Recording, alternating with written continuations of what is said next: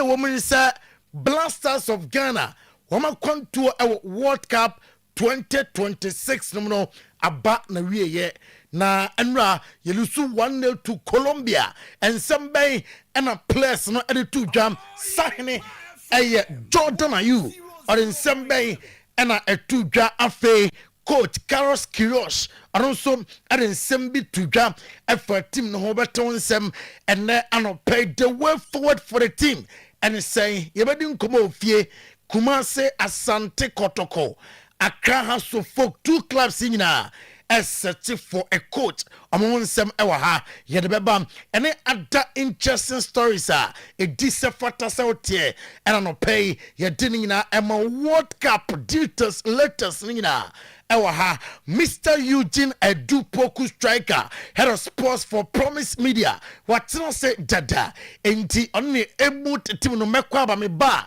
na fe amato mbwase na omo apa pansem ede amount anopay ewo socials no so Oyerepa radio Oyerepa TV Ghana Oyerepa radio Oyerepa TV Ghana na washa comment me ba na the boss player atonobwase akinkan na ama said say ene said e fata we are good to go ye konko phone close so anopay na ensemwa edi adencheche ensemwa epumfumpa onko phone close no ya da honsem ato ani nsam no dosom de disafata sa ohwe na otie ena yede esum wo ketekete mam poli bi ena ewoma akansuo yanom akabuno pan ye batu aboase na ya nsam no emra ya confirm mununu nyina ama ewo show no so ewo socials no so eye Oyerepa radio Oyerepa TV Ghana Oyerepa radio Oyerepa TV Ghana na washa comment message me transfer stories bebre ama anopay meko Italy meko England meko Spain na ya transfer latest ewo ho anopay na World Cup update latest efi World Cup num eba maminko Libra Democrat for na suye na enra ewo UK Parliament num amu call se amu 90 hurricane enei hurricane aduma oyem ewo 2026 World Cup num ema England no eburadwen ene entiase so enti enra MPs num ene party form ene abainum omunyina se ewo se amu 19 ora hurricane na fe otoaso ebo adwuma ede ematim no ombo na baso ewo parliament with goza or say ede ema the 3 Lions of England na Egypt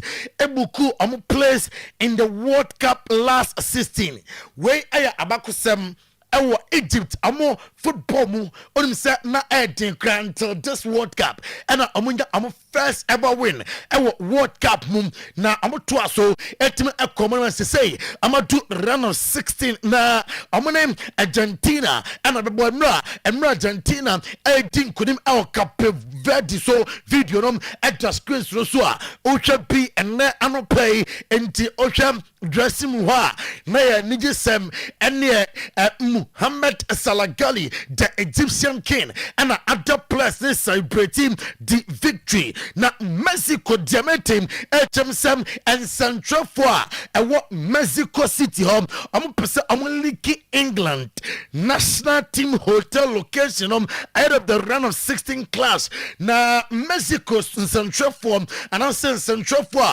what Mexico sam adia bia was amoye no fe amutimitin kunim the 3 Lions of England so our run of 16 of the 2026 FIFA World Cup no ambeye na fe amayomom at the film Kesuke Honda na diametim etem se Kesuke Honda he's in line said that bia se Japan jumanom abedaho after se Hajime Moriyasu the 2026 FIFA World Cup na amanya na said ya amopenom se Hajime Moriyasu anywhere ono Kesuke Honda aye the right person jumanom obetim aye at the ama Japan national team nom maminko Thomas Muller na suye oye legend Emma German football na odi atudwam osi Ukraine aya nemom no ono sa obom pempen hwe na chi na ohwe Germany national team players abo any players Jim Crew at the Emma Diamond South of Germany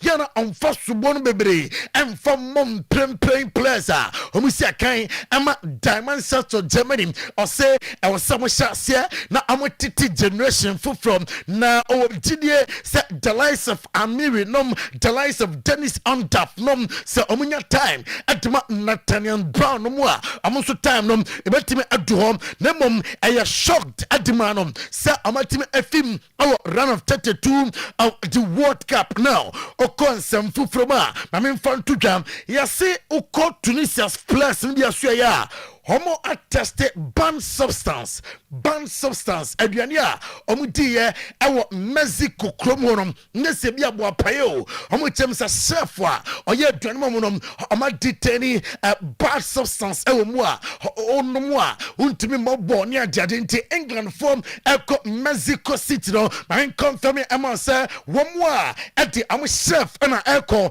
masagen tna ho man konkofa aduane bia maye na ochina ya contest plus Rebecca so amadopi enti England forum etimi adom so papa onim say Andra ewo today's sports no so and I'm confirm Emma war say Julian Nagelsmann said here what here onye manager Emma Diamond South of Germany BM ama me catch umposa Jurgen Klopp or verbal agreement with Red Bull forum say obetima ya juma ama Diamond South of Germany na Julian Nagelsmann and na pound forum and say about 7 million euros as compensation and amansam ebetimi akam onim say odi Germany akwa quarter finals ewo Euro 2024 no around 2026 before that World Cup esase na GT opa say openi and Diamond South of Germany ebekwa komanim ewo World Cup 2026 no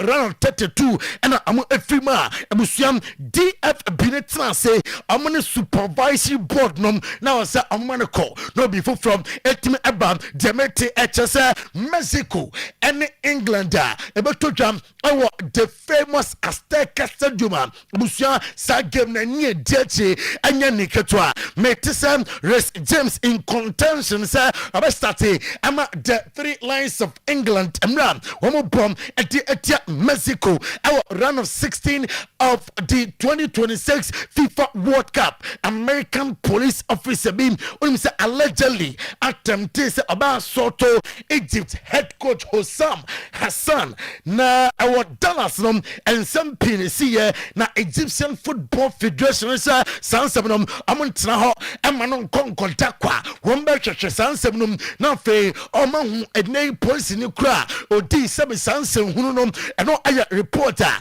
eno eka mensano pay na madu Hossam Hassan na share Messi Hossam Hassan a boy Emma Egypt as a player and then no about the first ever coach of the Egypt Eco World Cup na I'm first ever game na fe ampo amasa twaso a PFF group run of 32 na amasa do run of 16 and I ochem say aye emotimbo or you happy with emotimbo emanantenom edana de na kudos to Mohamed Salah Gali or see off and on the pitch anima p and Mohamed Salah Gali at the ni team England national team RV Mexico City ahead of their gamer I'm Mexican national team rebel on Sunday into Oyerepa TV where I am England national team echo to Mexico City now I'm checking into a hotel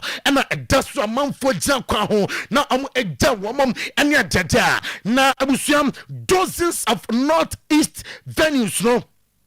Yes, hit honum anya some kito especially uko Mexico kromwa hit honan one thing na England and Mexico game no ana ukomwa amuchem se emra no kra kick off time our iconic stadium Azteca our Mexico City no abusuam na aye 1 a.m. on Monday July 6 na diaten HM7 almost pops outdoor abaye juma ombe push pops some my juma ninam aye for the sake of the game na Peter Peter Susich Esiakai Emma Croatia national team no na omo out from the 2026 FIFA World Cup. Peter Susich and they are two just on Peter Susich Ronaldo be catch him after the game say is part of football. In moment like this etimi esi asibesi nem ekwanya empenim for fast so etintim amonsam Emma Portuguese national team no advance to round of 16 of the 2026 FIFA World Cup no dwenwa on Thursday na Michael Olise 10 year pa mimi so baby amaye echemsa oko England oko France oko Germany abusuam World Cup countries no de 10 year open player World Cup way yato ni Jesse pa Michael Olise o de Kylian Mbappe Ousmane Dembele after William Saliba nom Mike Mignon nom homunyina der toto ho a the French national team nom yato ni Jesse and the player bia emra World Cup way ekoso Unai Simon and just of course Cristiano Ronaldo same as 6 years ago ono Unai Simon ohun sam football na juma dio so onim football asemwa obetima tnawa kajope na momnom sa ubobia and onim football de wom entiene Ronaldo Jacob Pamaso na World Cup ototontram our World Cup bonomodia na eche ejuma operino our football mu na Senegalese newspaper bi adi nsem bia ba na sem na no odene wo mu claim say national team no am head of ododa amam no aduana no wa accuse sexually harassment na ochem say Senegal empenfo no that team na no woman no aduane ma Senegal for no na bi mu tata wo mo person no mo da our camp when you are factors amwam ama Senegal antimi anko nim our 2026 FIFA World Cup no Don Carlo Ancelotti on Neymar dos Santos Jr. and I say are you happy now Neymar dos Santos Jr. are you fully fit say a person about 90 plus additional minutes cra but abom at the ama Brazil national team no or say a good news at the ama Brazil national team because say oh play bit say Neymar dos Santos Jr. na account squad ho we pram na doctors fro catch say coach say asimasi or you fully fit up person usuna betima ayusuna a good news at the ema coach no na the Dutch Federation am fully complain after some amo target amo players racism and discrimination adu ba kwadu and sane monom entimpenim force that be wuntimin tra say racism say free football entadia e course so editia the likes of Quinten Timber Christencio Somerville and after Justin Kluivert amanim entime anjeho the Prime Minister Rob Jetten and the atujasem sane ma wagina ayen guasem awesem etime free football due to thunderstorm and after water concerns in Mexico and England game are moving to noon 7 p.m. UK time 7 p.m. UK time and again ebetime atodwa Argentina abusuam amuti Capo Verde eshamu 3-2 in extra time na yanhwemra game no bana wiye na ohwe Lionel Messi na ohwe Enzo Fernandez ohwe Leandro Paredes no mo a na nije ohopa ene enkunimdem atimi abayesi obibo game ni a stretch ne pa enu bi na nuam yehwe na emra Capo Verde stretch the Argentine national team anti celebrations outdonom ana etosom ewo kromom na maminkom Ibrahim Maza na suayem onim sem the desert forces of Algeria almost strike anonom na yese emra who fi 2026 FIFA World Cup num ana Ibrahim Maza e communicate man penin for se onokra na gode enough is enough on person obesi akan ama the desert forces of Algeria biem na Hosam Hassan wa twa mabako sem ewo Egypt football mo na say amani tirimu nyane day I will say continuous improvement I will say amutimi improve now for subsequent games and makoye ema womom England hotel ewo Mexico City no deminimi and say heavy security men pa ɛnom domom akotwa stadium no ho ahyia masa woyɛ bɛma na wote Mexico kromu a wode ɔpako ho kɔyɛ tete nikina ɛyɛ demetem efi Mexico City anopai Lionel Messi onim sɛ anura after extra time no krani sɛ na Lionel Messi ɛne Argentina players no ɔmani agye pa ɔse ɔmuhu Cape Verde ɛmra wɔmani Spain ɛne Uruguay ɛbɔyɛ enti nneɛma anura etodwanom nanya no nwanwam before the game na ɔnom sahene ɛma team no wɔnim sɛ wɔkɔ no deɛ ɛbɛyɛ tinema no differently ɛwɔ sɛ Argentina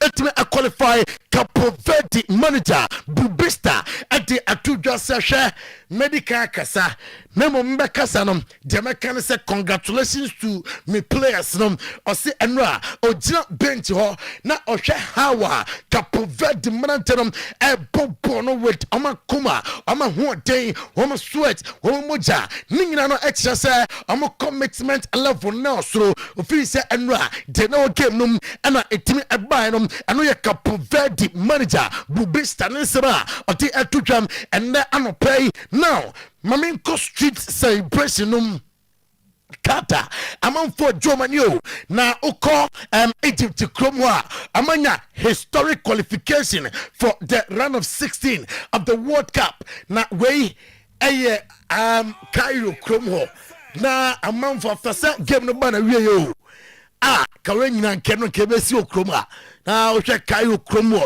Egypt accord round of 16 of the World Cup. Masa Obinko and Obiaba celebrations in a day. Here to us home. Now, Oko Vozinha, Nasuya, only a goalkeeper, Emma Cape Verde, or the two dozen ra. Now, also because, yes, the team non qualify, NT and Wosu, Manam Fear Dianai, it's probably way about my last World Cup, no percent, history power at the Emma Cape Verde national team. I have some. Yɛde sɔte no nom ɛntimi amam Thierry Henry ɛna ɛbom Cape Verde fo no aba so ɔsɛ ɛyɛ standing performance ɛna ameda na day against Argentina ɛnura amakyɛ sɛ untimi ntena baabi mfa nsa nhyɛ ɔdɔmene fam sɛ team wei deɛ ɔyɛ abanwea bi akɛkɛ team wei deɛ ɔyɛ team ketewa sɛ obi a ɔne bɛba ɔprepare yie Thierry Henry ne nsɛm a ɔde to dwam ɛna yɛde bi ama no ɔse so far open the best and convince team our Mundial 2026 no ma the French national team as so far matches ama team abonom ama excellent yenya team bia you say was stretch the French national team no our World Cup no disari dwe onom player Emma Paris Saint-Germain and ochem say Michael Olise no krenie ama no our national team camp that is the French national team omaniamam easy our pet no so and Simam Akodanom Eti Atuta na Alexis McAllister after some winning World Cup na 2026 Pisam Ambarenum are in some way to jump and after their win.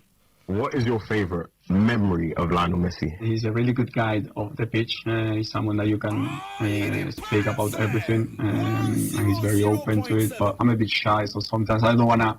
You're shy. Yeah, I am. You're not shy, bro. Yes, not the way you boxed in here. I am. No, on the pitch for me are the biggest memories with him. He's amazing, and I can remember, for example, the goal that he scored against Mexico in the World Cup, which was something really, really important for us. Or that pass to Molina against Holland, that was incredible, and I had a really good vision of that. So no, I love playing with him. He's such a crazy player.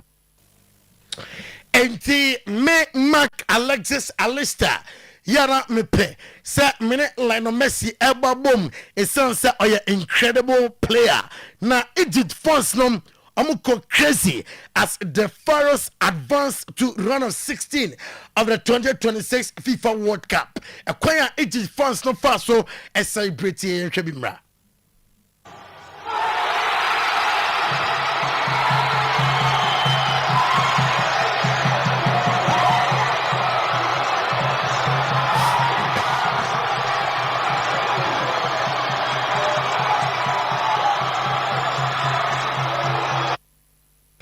Enti way celebrating Saudwa na ekoso na anyasem ketwa kra ɛne fans no agye amani papa Egypt fans na nigia na ɛwɔ ɛwɔ soro na the man who was born on 10th March 1966 Egypt, a former striker and one of the greatest players in Egyptian football history.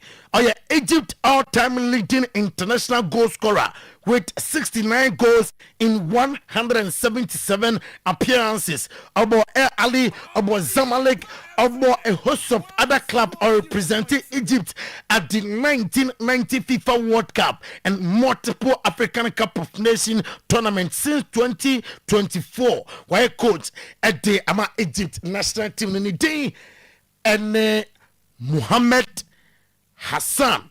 Now it's a Hossam Hassan. Emotional after some a qualified team to run on 16 of the World Cup.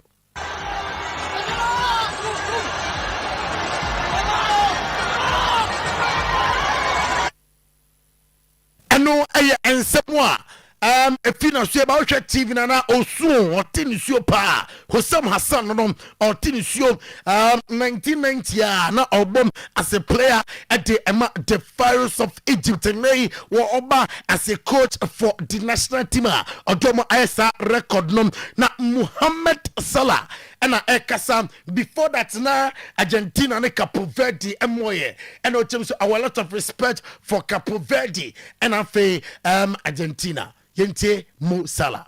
Most probably it will be for the first time ever Salah versus Messi. What do you think of that? The Argentina will play the next game in a bit, so we have to respect the team and we'll see what's next. And no, Muhammad Salah Gali, the Egyptian Keno, Nahonsam Anonom, na Mexico, Okowa. France nakasa ahead of Mexico and England gamer in what me Barcelona ebi say oh yabashe ebi say oh said the team ya England yabashe yente nsema France no eretuja. You don't speak English, but I'm excited. I believe they've only lost 2 at the Azteca, so yep, it's looking a little bit better for them. Yeah. In the Azteca Stadium, they've been great so far. So I think it gives them a slight advantage, home court advantage. But I think it might help them out there. You don't speak English, but I'm excited. Enti uko Mexico City a France len sem bi na yatino na Marcus Rashford sir and someone a big game no hono enye no na focus was so focus pa e was some match no so. No, it doesn't matter. It doesn't matter. It's a game of football at the end of the day, and it might be a small adjustment that we need to make, but in the end it doesn't change our outlook on the game and what we're trying to do. Whatever happens, however the game plays out, we're going to try to come out on top.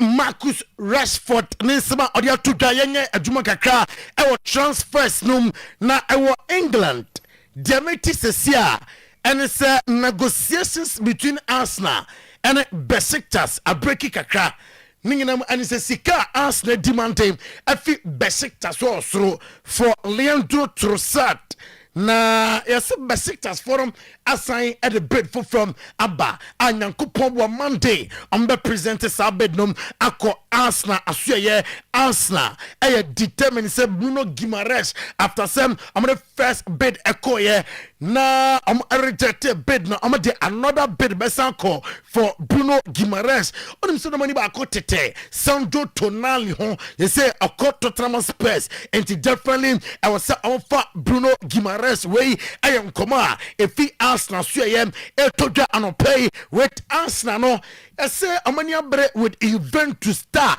Kenan Yedes. I'm going to try to say, I'm going to be now for me, Jumam, I will Emirates Stadium home, Galatasaray Poku.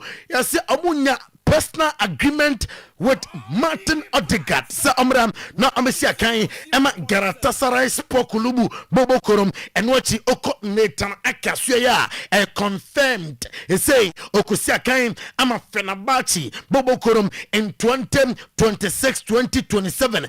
Didier Tabiri Droba ɔsɛ Jean Pedro ɔsɛ Chelsea Droba bia na afei Jean Pedro ɛtena Chelsea project Chapi Alonso ɛbɛyɛnom ɛwɔsɛm ɔde Jean Pedro ɛlɛdin attack nom Chapi Alonso plans na ɔde ato Chelsea for mpanimfoɔ anim sɛ our plans for the club ɛnyɛ sɛ bia mpempe bɛgye Champions League yɛbɛgye English Premier League atoatoa so yɛbɛbuild a team obia be who Chelsea nie Chelsea ba who Chelsea identity nie enti player bi o team no officer osruchen Chelsea my club no bi ma metima janom ama no akọ Thierry Henry ati atudwasem Cole Palmer de ne talent ekutano no officer ono kra no e wosenka bana wakọ nanim more afutu a ode eman ne se mani tirimunya ne deri bebre e wosesto wotim improve ohwa Lamine Yamal majuma your football always they want to improve a continuous improvement and the line of Messi, Cristiano Ronaldo nom, Kylian Mbappe nom, Pedri nom, Atubabia, Amatime Adrunum, AS Roma, 18 come on, Chelsea forward Alejandro Garnacho, woman Sam, Ebatime Aka Garnacho Nafe, Wabaya Juma, Ama one still transfer stories no England, Onana, Ari Johnny Transport on long season BM. 1 season Okobo at a Transport as loan player from Manchester United and Postecoglou and some say Oko a Nasalasya ama pointing say anom and a trene at the Emma Nasabo Corinti say Cristiano Ronaldo tra El Nasadia that's the manager and Postecoglou film yenum and Osanye and my club no boss player the American Sia and it's a Tottenham Spurs after some woman Joe Tonali nom womunwe womutim komase Rafael Leao ono so kwanta no ho AC Milan na ho disika AC Milan hia kwa wombe huama na jayatem etem se Rafael Leao enso aya target emam Roberto Di Zerbi enoti uko Fulham aso ya Fulham so adwene the race for Christensen Somerville aya West Ham United player Christensen Somerville West Ham for him se ambeton Fulham jirache ten sa amra na amaya juma emma bobo kono oko Chelsea start amo pre-season training officially next Thursday July 9th 2026 and amo start amo pre-season on say Chelsea one defender papa no ba ya obeje juma when na biso do beba Maxence Lacrosse ya can say our national team camp na Chapi Alonso Sam among for 50 million pounds enko na Maxence Lacrosse amram amaya juma emfa ema bobo korum yako Germany na yasha transfers ne kakra Nathaniel Brown Bayern Munich is one of the best clubs in the world I say ope clubs abusuam womo dimba konanim ama TV bibi owiase o ntimi nyim Bayern Munich mfam film na nianje se wadwane Bayern Munich bobo koro na ni dai so ena dai so nom etimi abem na Max Ebel ena se club bananianje se amati Nathaniel Brown etimi aba all free kromwa en onim club nom se de esi etiem oko Italia Juventus yaka say Randa Kolo Mwani deal nom amuntimi na se Randa Kolom one deal nom antime anwia wamo plan B aya Oma Mamush plan C aya Pellegrino and your reporter eka mensa enano pay na AC Milan is ni brabo almost insane. You say, Omone Mario Gila from Lazio, Ariokra. I'm saying 5-year deal at the Amomoni Sikanum. I have 5.5 million euros, including bonuses. And Amutia, I'm at Lazio na Kodanabe Jumam at the Ama Timnum. Na Ukonsem Fufuma Spainum, Diamete Chamson Nico Williams. Arsenal 4% am activity in release clause no report. HSA Arsenal, a percent Amade Nico Williams, Eba Jejan 10.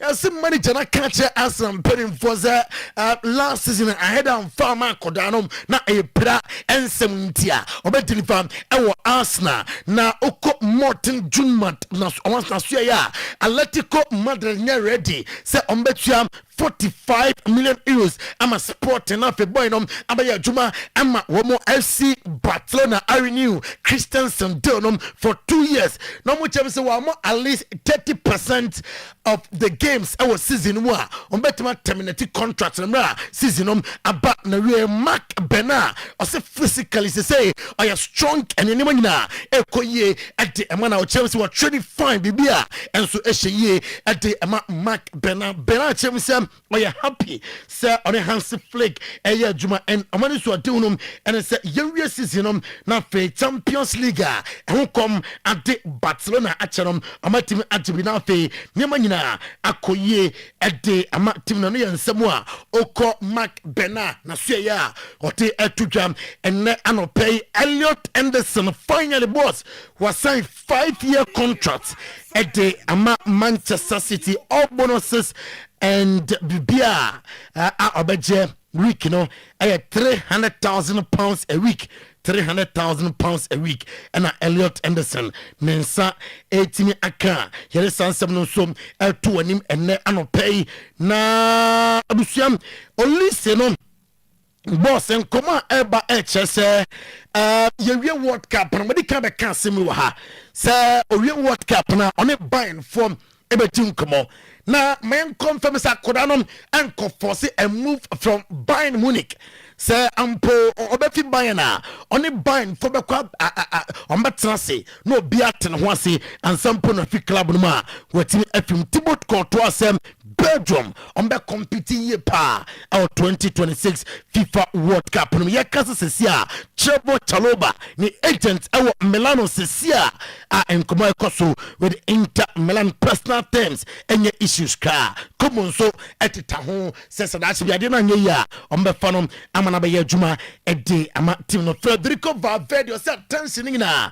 ebe switch to the preseason na fe amakoya preseason na fe good season aba ede ama ono as a player into boss player and I'll play on this note live on Oyerepa TV, live on Oyerepa 100.7 FM. You just so at the amount for Mansoon Semnum Esia. Now, fe woni able team no apapemu ama yereti phone na trefo and so active boss. Good morning. Oyerepa FM 100.7. Okay, Baba, say we aboko. Nyame adom. Enyo me ekoso kama. Abrabo mu boko. Yes. Okay, yeda se watuja. Besma aduasan num de. Wagina wona so. Wa che se wo ye bema mu, but report na menye nyane na enye. Ade. Aha, I say woni solo mihiamo ewo the disciplinary committee ni so. Ade. Na me bisa monsem na mutimi yi ano because reports na minya no efa oni solo ho no enye se de bia ba adwuma ni ntiala enye de bia mo ba adwuma enyoma metete se ewura ni padua ni mu no enye asem kitwa na munhweyi se sa na tia munhweyi ha solo ni minya no ha munhweyi pa na enede ebekoyi boss mboa ho ne boa de o muka che onye sa na tie na etisei yeda ye adwuma wia yeda mo ntia ye adwuma ne pon wia ye kofi yeda mo ne yedidi ye ba no pana fufu ni bankusi woni edia ya na nya adwuma ne ketu ye tufu na obetia ebeboa wo baba isa ye tufu na betia ebeboa wo enti baba isa na moten nka so de konkufu nkroso World Cup games ahodo ekoso enei ye wie the run of 32 achese ene run 16 shase dendende hunsem nyina no sports lawyer ede atudwa ye ba betenase na ya ba be mabiebiem ede amawo ewo ba bibia wo ewo bia enura games ekoso na enye games kitwa Argentina no mo jom ho gina mo ekoso Kibet for her na kwaya Kibet for efa so twi Argentina for mu enura no menye sure say Argentina for kra victory o moni beje ho Argentina Kibet ekamiensa emomo etimu emienu na Sidney Lopez Cabral ne 103rd minute goal a share no me sure say every tournament we are ebu baba ebitenya goal of the tournament ɛno so success ni bi a Kived ombetro abromoba the 2026 World Cup. After the game no baby na me game na amanfo ebisa questions bebre say e dey na ma Kived for nya confidence omutimi ni Argentina etigina e possess e wa bra omonyo omadwen so moko gina akiri akwa defend na Ghana de yentimi eni obi ntinyina tin countries akase na no mu ntinyina na yentimi eno mo emmo eno man for comments before Ghana and Colombia game no nyina no na no pay yatena se yebenya adaje ene bre na yedidi ho enkomo Black Stars of Ghana ye journey over the 2026 World Cup na homachi ade aba na wiye the United States of America Kansas City ho na ye ne Colombia edikosi ene a match ne ba na wie na Colombia ahye Ghana e kabako a yentimi anti so one hwe game ni bi na what score line na e bia beti aka say na game na ye close but on enye close game a goalkeeper and dinde atizigi na standing between Ghana and Colombia nyesa aka homachi ana no pay a ye betina hay after the game no aka ye ka 3-0 4-0 against the Black Stars of Ghana. A day any afa a World Cup journey nim after say ene ahomachi Colombia a year free a World Cup nim sembebre ho a bedidi ho enkomo Jordan Ayew captain at the Mother Black Stars of Ghana ono and edika kasa awde atudwa say coach ni ba ye nche na kwa na coach ni peso mo fa so bo mo bo no untimi fa boso ba kumienu Emma players ni hu de coach ni person kire nti abotre kakra yebetimi eduro ni nyina no ho ensem ha ebedi ho enkomo ba bia wo bia no obetimi akire wadwene afa Black Stars elimination ewo the 2026 World Cup ekoso ewo USA Canada yana afi Mexico die na hu wo Black Stars team no ho die na afu se ye koyanim no ye ebitimi aboa the Black Stars of Ghana nti odo message ebefa 0241 915555 0241 messages fa ho che wadwene efa Black Stars team ho ba bia wo bia anopai na afei yesoso yentene studio ha na yeni ho enkomo emfa emma ma remfi se Black Stars of Ghana FM World Cup no mu de nanso ye clubs no ba Ghana ha musu eguso danger man akwaba bibia boko de boss mpacho nyame adom me hu ye waya de ahomachi na ho ye mmobo metie na msie danger man na bosio pa ompe ba bi ntina ompe ba bi ntina but head us small ese woko ahomachi 2 akora ompe ba bi ntina very day but adwuma ne bia no Yes, ade ba ko se enyeme nkon na yese wu mmobo wo na wo de ne hia me pa bibia no even omo kra omo ye 90 na omo de omo report na me tie no ho nya mmobo boss now busa asembio na on se Capo Verde for no on se Portugal for the colonization of course yes na report na wan che se omo appoint coach a friend Bubesta no ena ode clear identity to hodema o man Capo Verde ena o kache o mo say mo nkura ne bebre e wo Portugal o ma me mu fi kuruma ena mo kotina Portugal kuruma to be to say Temo Akanjo Diego Mendes Ruben Pina Exen Mendes Bruno Leite o my day coach na form nyina fi Portugal be ru team no the boss ever keep verse never did come some of the in players or money be yes but the more one say ye wo Capo Verde for nkra bibiri ayako wo mo amano ne titru Portugal yes a che say omoka so mo se o ma ombesi so mo Portugal star be na bafo no Africa Capo Verde is nani we keep bed nti ho ensem bibiri o ha baba yebedi ho enkomo nti danger sere na mesika no baba isa eni sulu ni Clementino de omo ho nya me mobo because of report no amanya no bibia ni ho a ebema sam ranti omo ho aye me mobo anopai ewo eye dwumedi eso enti Black Stars FM said the mechanic ye ba Ghana so nkomo wo ho a ebedi Yeah, nkomo ofie. Enne yi wodi wani ekire eye Asante Kotoko training grounds e wa Adakoja achia. Ba fo bo hu se dwumadie e koso e wo ho. Dwumadie e koso. Menzo request no. A chese eno so enya asem ketwa. Coach so ho nsensem no. On sa ade ba ko aba fo. Me wewe mu kakra me hu ne se. Adwuma e koso pa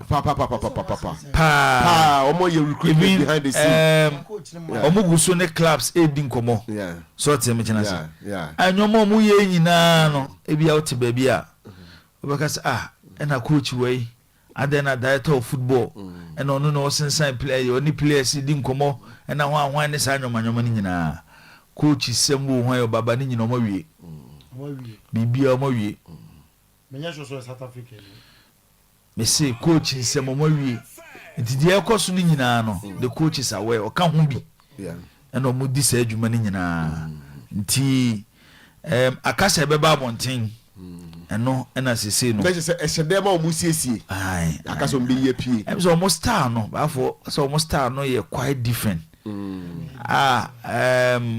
enye omo nye sa so omo be ye show off but e bia be hu a na mo de ababon but omo nye so ye die be ye wei se e bia ye na ye nsentwerofo ne nkote ameka anase ya kohwehwe mam hu a e bia time a ye modin se bia ba fo wa na be kochi kotokokra ne bia wa start wa djuma kra dada wo no ye na djuma behind ye na djuma yeah so tell me chena se nti I want the positives and negatives.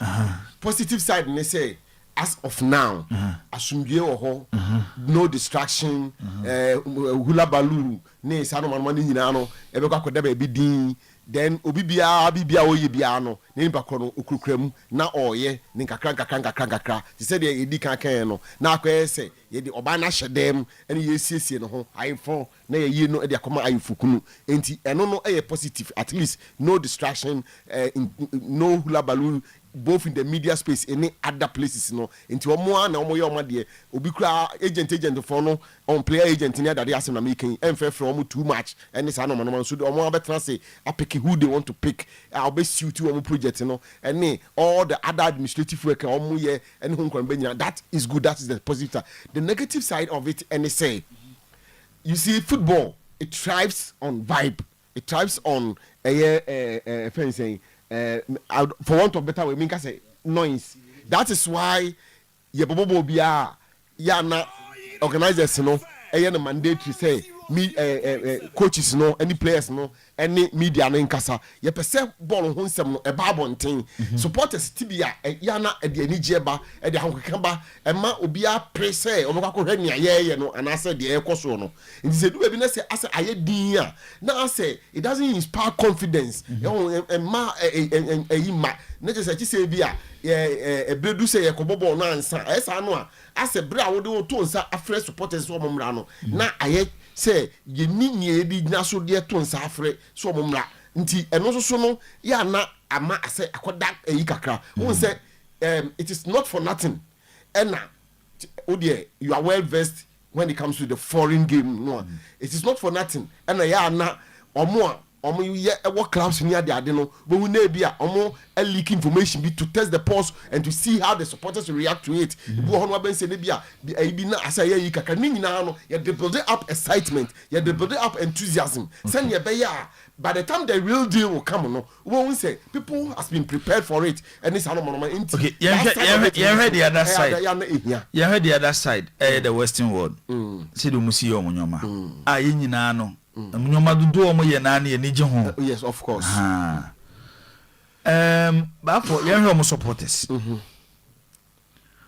omo concentration nyina is on the team of course and so make us how supported be so your concentration should be on your team omo adwene no nhye dani enyoma ekoso outside the pitch no to some extent yes but omo ye interested in what goes on outside what they wait for. Yes, they believe in some journalists and reports abeba and the journalists adwuma they will go and search for news whether say at the end of the day news na beba say ye nokre and say ye nokre aha ebu okra na ye nokre but enwam kwa so na no etimi sesa of course they say player recruitment even coaching aha ni nyina etimi sesa because club no and they do official announcement ba they say Johnny Beka the supporter Beka at the end of the day say ebeba be say asem no obi e kan no kure wo ma e club na do official no e say fi club no mouthpiece so of course yes which normally aya na ekoso e wo amanone ba den na ya hade e ba story bi pie pe na supporters na start e wa ba club ni confirm ye almost start is saying obo hu no master na we kura say na tie e ba mo ntwen ma club ni confirm boss I'm not still getting because baby the media speculates I understand the media but and forever the media will speculate and no na make us say and say officially club no make announcement the supporters will feed on the speculation from the media but they and don't also you can't stop it but when omo assessment so omo assessment they don't take enyoma ekos with the media space no to put pressure on the club. Well, you see, I want there's that departure no because see, for instance, maybe more a very simple example. I know as a matter of fact, say House of Folk and Coach Abubakar Watara are about 80% done. Me in Central for Ubeka last week you design common. Okay, say a week you mean put because last week I said we are. Oh, the blasters. Remember na kotokonkumo yedi. Yedi those. Yedi. And they say the blasters ne wo. Na maminye ni sing anopai. Ansa na studio ha yaba. Na yabedi ho. Ya na amafo ni nkomo kakra. Ede na wo hu ye e wo Black Stars team no e wo World Cup. Amafo bebre the message. Boss me pato me fa 5 for 10.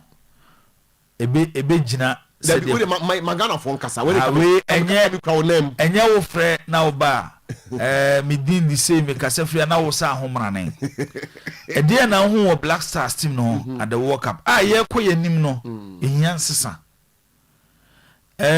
enye ha na Black Stars akwantu no ebesi of course enche ne bebo AFCON football will forever continue to be yes nti dia na ho ye e wo Black Stars team no ho abra ye call the 2026 World Cup na we hwan and this message we de aba or say Solomon Kata Clementino the darling boy Baba Isa the sports lawyer captain Siasi Echiridi. How was the Kronum Soluku and what they show say about Bema the Soluku died before it was given birth your boy Bema na everybody waited away they just waited away and you cannot blame them because imagine Westripe say obetawo maechi now the game was uninspiring our game was uninspiring. Good morning Oyerepa, I'm Samuel Zuma from Garutimpane. I thank God Black Stars of Ghana is coming home. It's the God of Benjamin Asare that is punishing us as Ghanaians. Are you sure? And also our day abba no. Good morning boss, I'm at Chisco. No serious nation will allow Jordan Ayew to play, not to talk of playing more minutes than it. Even his own team that pays him very well don't have belief in him. This should be the end of era for the Ayews. They have caused Ghana more pain than good. And no, esuso Achison, or no, ena ode aba. We so ambrado or the Fimanso amenfi. I have been an ardent defender of Jordan for so many years. But as it is now, I think it's time for our officials to reconsider his role in the national team. Good morning to you too. We also say good morning, sir. I'm Osanhine from Afrancho, Kumasi. The main problem in the game was Jordan Ayew and Atizigi. And also our day abba and no. We message no the banner do diaba. Nana yaw esrifi or say most of the guys don't deserve to be in the team and I don't think the coach can take us far. Ghana no eboboba. Ghana no eboboba munyabutre. Good morning, boss. Just when I was beginning to believe in you, going into a match, no one expects you to win anyway. What was the selection about? Even the commentators were questioning why you kept benching your young and agile attackers in Thomas Asante and co in favor of Jordan Ayew and half fit Inaki Williams. Playing Kwesi Sibo and Elisha Owusu when you have the creativity of Bunsuba and Augustine Boache at your disposal. It's okay, walk away. Thank you, Atizigi, for keeping the scoreline respectable. This is Sir Adani Dankwa inside JJD Clothing Tema Community 3 opposite the basketball pitch. And also the message we have a video watching the chira kwan you nti o rena omre.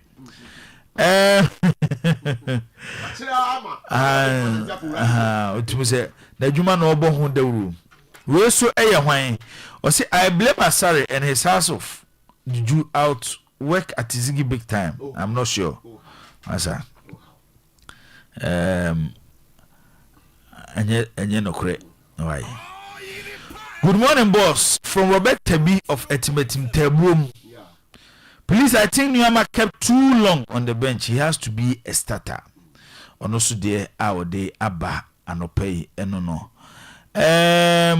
Usubetimi do the Abba. Me unsa manfo we yemfre ewo WhatsApp no so. WhatsApp memfre. Odo ubetimi do message. And I say ubetimi ayo voice note. Maybe I will be a say bia why you busy say odo nsa ebe me afon so a.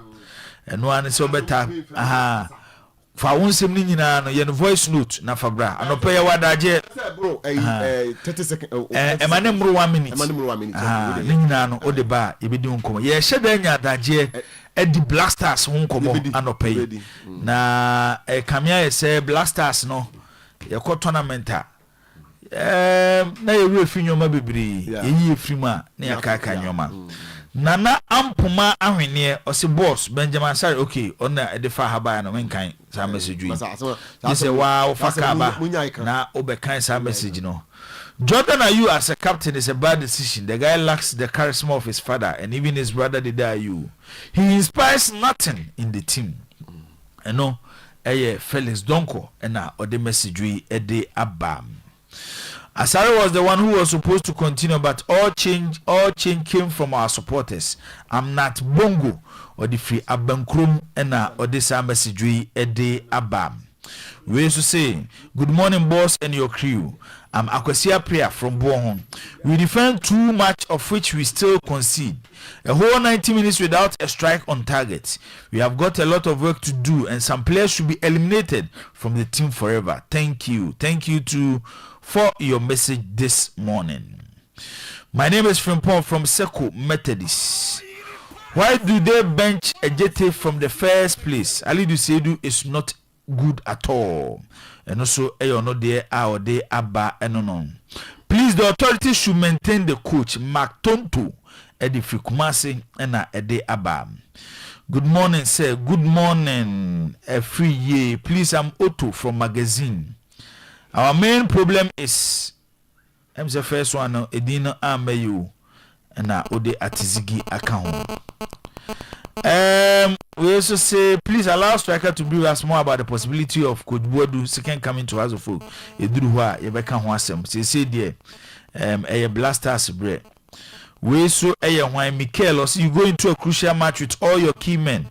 But when you saw yesterday what we saw yesterday was not acceptable at all.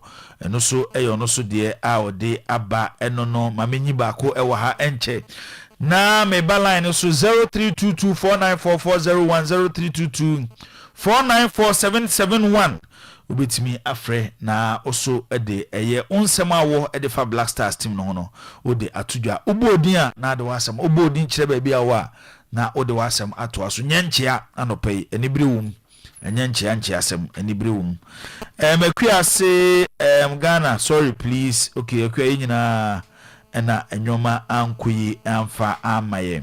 Good morning champion Jibo, please today is my birthday. Okay eko happy birthday main man ebo nyankopon enkoso enhira eko Jesse Andrew ebo eye me yonko nyame enhira no nkoso a enye okese bibia don sabe sombia no omano enye inshira emfama. Good morning, I'm Swaforo from Sepase. It is sad but not much surprising. This is where our legs could carry us. Okay, and also dear. My name is Emmanuel from Accra Blaster. So we are out. Yes, we are out. Yam line so na yinkudi komo. Hello. Hello, Jibo. Yes, sir. Good morning. Good morning. Okay, young Kway. Jibo, blaming in idea if you go to the coach. I did that nine any Jerome as started defense normal. I yet solid away children. Now, Lucas in the ball. One match power she going to open I did that nine. Now, no Lucas Nababa. I been now open it was solid. 2. The Jordan pa dear and all the bone, a dear body, or your striker. First striker said they are not all in the boom. But on say, Brandon Asante, a number 10, quality player pa.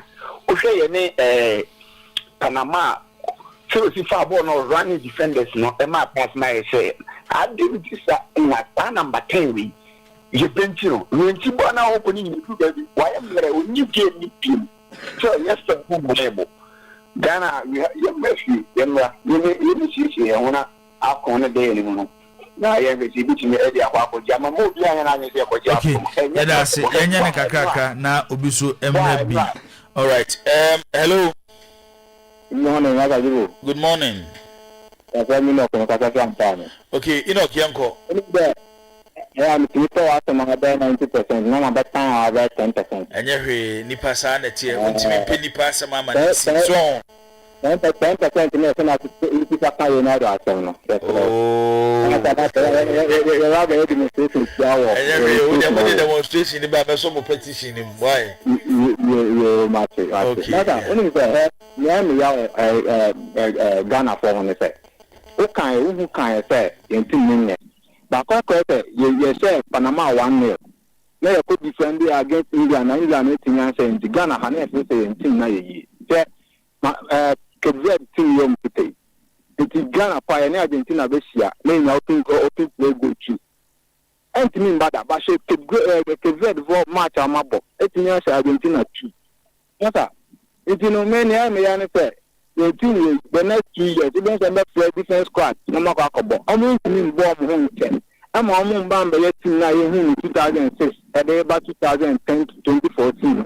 And then yeah, if you the bear in business, nothing I could go. That's it. Let me say.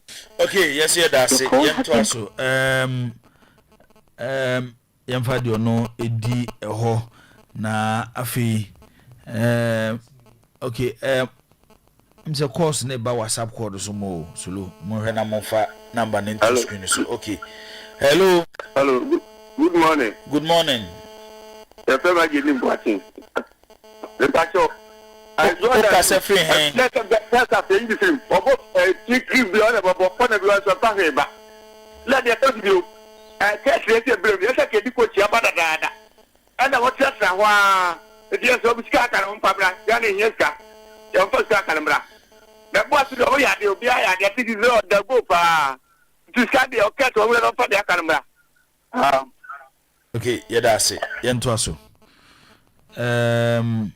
About your monfa numbers ne say the screen so no. WhatsApp and SMS line no. And no na omo friend more and so yentimi emfa.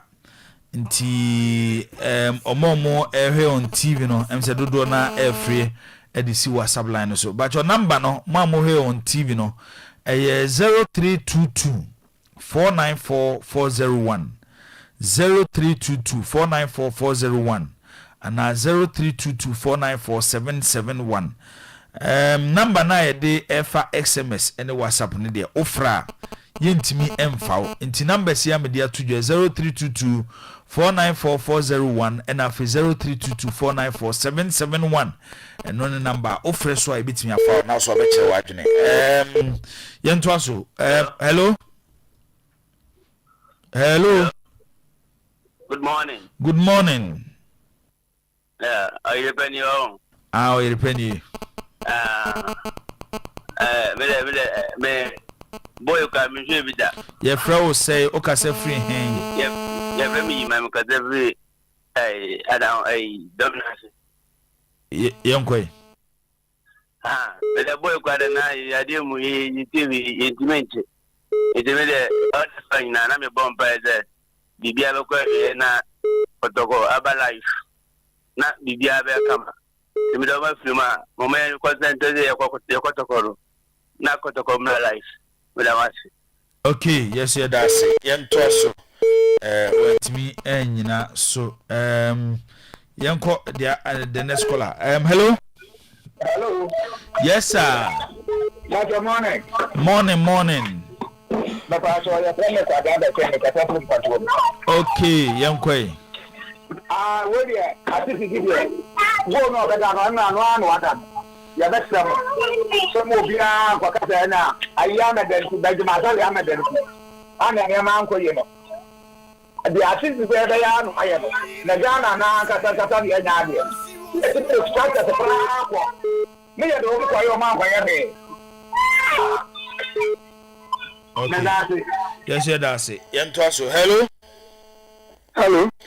yes sir ya da ma sin ya pa mo bo kasa nipa huni akwa mata pacho adia ni huni se Ghana Blaster phone so mu na bodo betu amasa kan ko azan dia sign wo machi da bia se boja kan sa asemu o di saka bitlem ni ka kwa an san ka bo e de na mo ti akwa ko shibi e di da se o mu malo ka pe no o ma nya bre ya fa bi shi shi be de tiya e wo so kwa o do wa do kwa be tin agwambo African Cup ya za ya nyina eze for na yi for ko jimari loka ti abeto mi ambe loka for no enye bi e da mazi.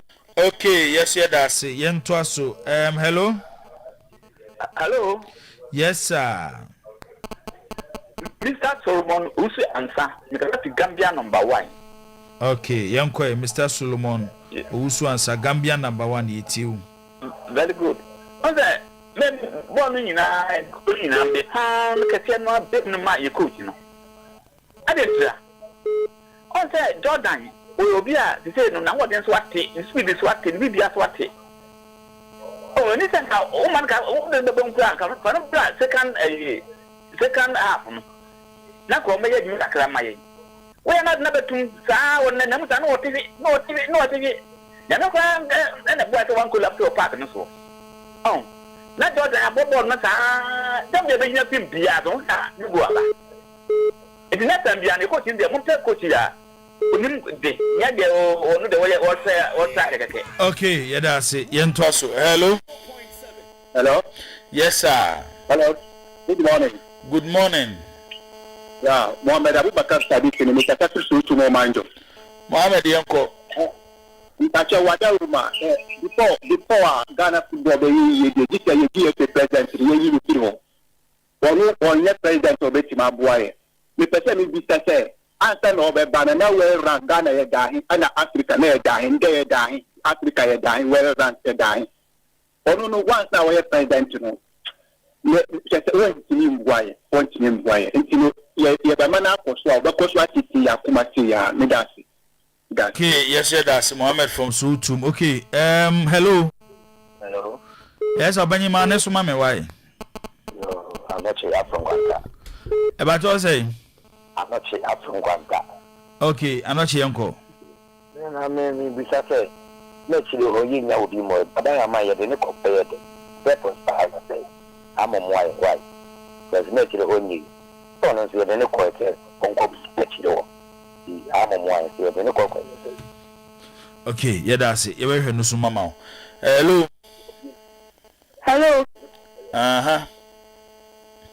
Mjini ajua mikatabu kubase.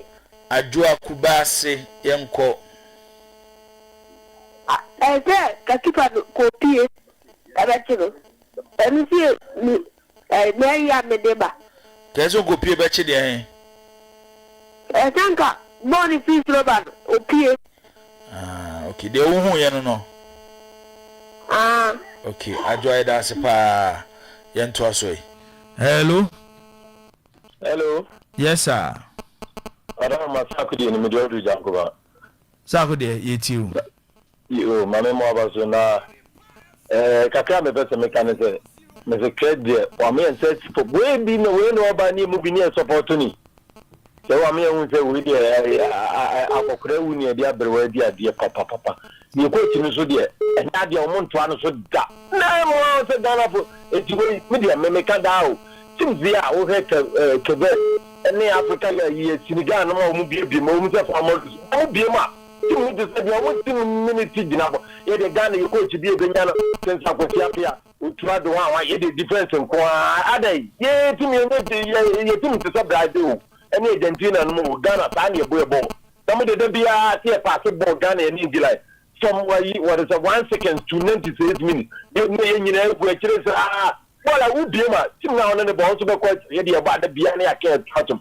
You coach with Melbourne to so yeah, Waba, the 2 months and also the 2 months and the wake up and also no more started as man among the any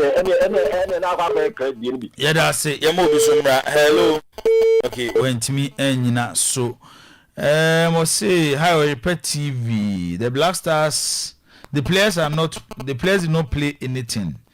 Augustine on the Trinity and no the other. Hello. Yes, sir. Watamendi, it's you. Yeah, that's it. That's right. Oh, no, I go on there. Yeah, Nangy. The fire, no, they need to me on the Aquayano. Yanadi. Permanent never, no one to say go. What do you think I go? I can whatever. With the ball now, you're born. Obi a circuit be a go. Now the mother circuit, the abandoned circuit, and Obi a to go there. Now, I didn't know better than what's not qualified. Okay, yeah, that's it. Yeah, Fabe, me and San Asoso na yeah, the course next year. Jumedi anybody we best be line be na man for be choma. Hello. Hello, good morning. Good morning. Williams. Okay, Willie, but low TV set no mama why? Okay.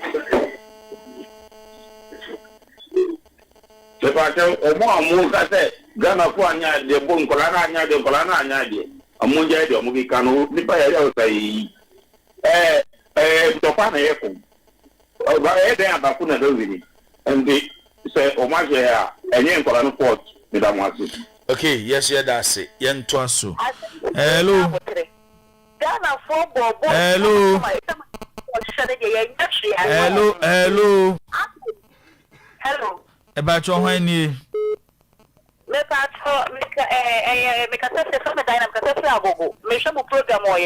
Okay, Auntie Dana you. I did a Ghana for you, the men pro massive. Dama, you're born now, your sister, you're quite immediate. Obian Cashe. I think Ghana for your sister. Ghana for your yard, the moment I'm going to Krawati. Okay. I don't know more, yes, sir.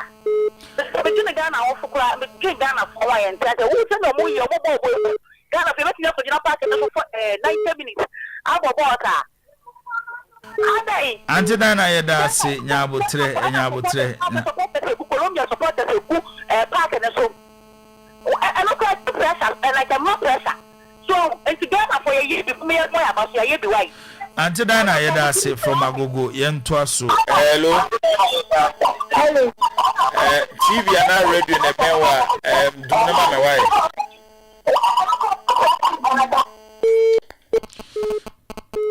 Hello. Hello. Yes, sir. Hello. Hello. Yes, I'm back to you. We didn't do Ronaldo because I free if you are inside. Ronaldo, roll you. I'm making sure give me one. I'm saying we are putting a whole lot of problem on the team. normal course so you feel when we had inadequate preparation tournament anymore. I'm why am I into me because looking at going into the tournament, how was our preparation? If you Ghana Black Star 2006, yes, Ghana Black Star 2010, I was South Africa.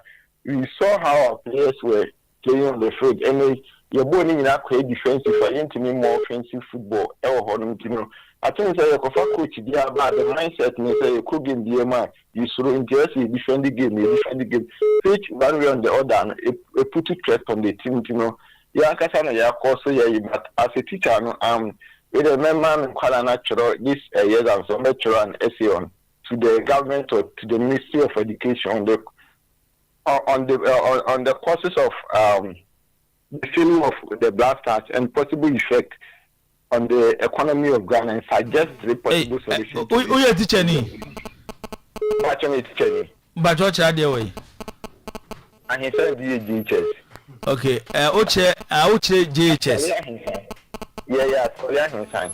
Hey, and now the assignment you come at GHS for now. You're so meet me or moving actual. Yeah, assignment terminal exams na me more. Now do you command GHS from class or terminal exams in here? Teachers so question what over so concrete.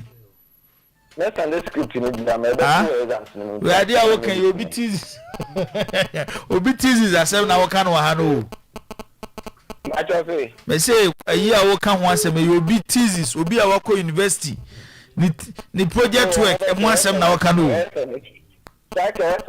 because matter we idea super dramatic man just a man kwala no chiro ho esi na things no you e kwan be fa so e go man kwala ni no mu nya kwala no ma ba no mu nya no football no mu ti asiu o say topic ni e dey topic the causes of the failure of the Ghana Black Stars at the 2026 World Cup and suggest 3 possible solutions and the effect and its effect on the economy of Ghana. Okay. Anyway, subject Ben Akubusa question we ho. What I say? Subject Ben Akubusa question we exams ni. English language. Okay, yati. That's it. Why? Enkura ne de ene enkura mu teacher ni na afri o se question obebusa mu ni onti momo abo am ho why yeda se yede course ni de kan ebesi ha yebesa bebiem na yaba bedi ho enkomo okay enti yebema na ba no so ba be contribute ati se apia stadium so ti show no so be so contribute mahama ba omampanyini mahama ba apia stadium honorable apia stadium say so one say unfinished business they on the line so they say but they abekasa enye magana for kwan obia a kire na adwene but enya adwene kire ye kire se ebesi ha na ya satu ya adwene mu kina because ye say ko tournament they say ya back to Blasters ebebo AFCON qualifies after 2026 World Cup elimination ahomachin Colombia for a year film obia se yenhwe AFCON odane wani eso de ko ba bia Blasters ebebo AFCON ya eye qualifies park ebebo so ball na eno so ye problem eno so ye how kase pa da yenim eno so ye how kase ya ko World Cup ntino ya ma ye refie nemo msisi ayi no World Cup sikano allocation be ne ye say the be maintaining especially Accra and Baba Yara Sports Stadium Black Stars e de bo mu game na kan wo ho no on say Ghana na ya asem no asemba na ye refi bibia asemba yinka omampanyi mama ba apia stadium ka oba ka me am pese me sere ne say so oba ni papa ko wi semu na so mama me say papa wa dawroma wo de kakra na ye ko ye nyanyi no ye bia ba fie no ye titititi a ye ntibi ne fa hwe anye ye kura na kra kumase de nanka entimi en raise standard nka kama yen okay enti eno so wa ha ye be wura Blasters game mu ye na yahwe eye team ne performance e wo World Cup no na yahwe individual players ebi mu wo ho a e wo ba bia ewiasim ba bia wo oman bia ko bo tournament a senyoma nkoya you players bu a tournament ne yo mo last stop no wie onko wie omo so aye fu se ye kɔ yanim no ye behia se team no mo bɛka ho no maboa na ye kɔ yanim no anamo aye betutu ene ye hyehyɛ no ye do mo ka team no ho e betimi aboa na de resource aba no kuro wu ni se Black Stars na nsem ho de ayemobo ese je bi mu ayemobo papa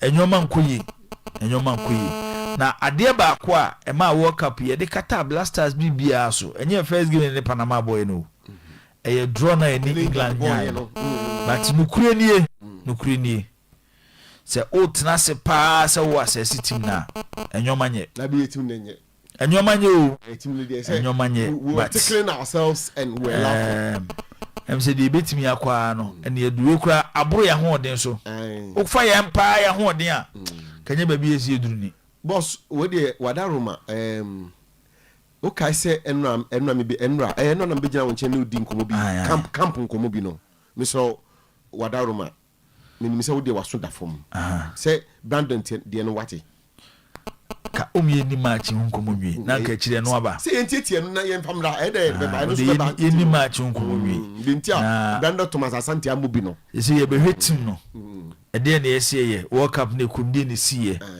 na afi enseme bata Black Stars no ade ba ko ne se danger afi na take it nsem nyina beba wo afi na se ensem de se be unity se wo kai se dan po wo kan ye se ne e ka ko nti no ensem bo ho no mo a wo kan obi anti na so e de a e be dika ne bre na so asem dika edu bre ne ka bre nie enti bre no so aye be ka okay enti yanko kanjin fo aso ye na ye ne kanjin fo enko wie ye simedu presenter oda so yo na say ye nyumre bi o sa no pa bi sorry man na meti say offer course so ye de yo na o ye ewo Pent FM Pent FM the Pentecost for already na so no yi keche pa na mitie no na mitie Stivo akwaba ayo samilia bibi aboko de radio dom okay sports ne de semu na mo se na no peso mo edemaye right for ma ye mama kwaba na ye nkamfo kanje na natural drinking water emfa emau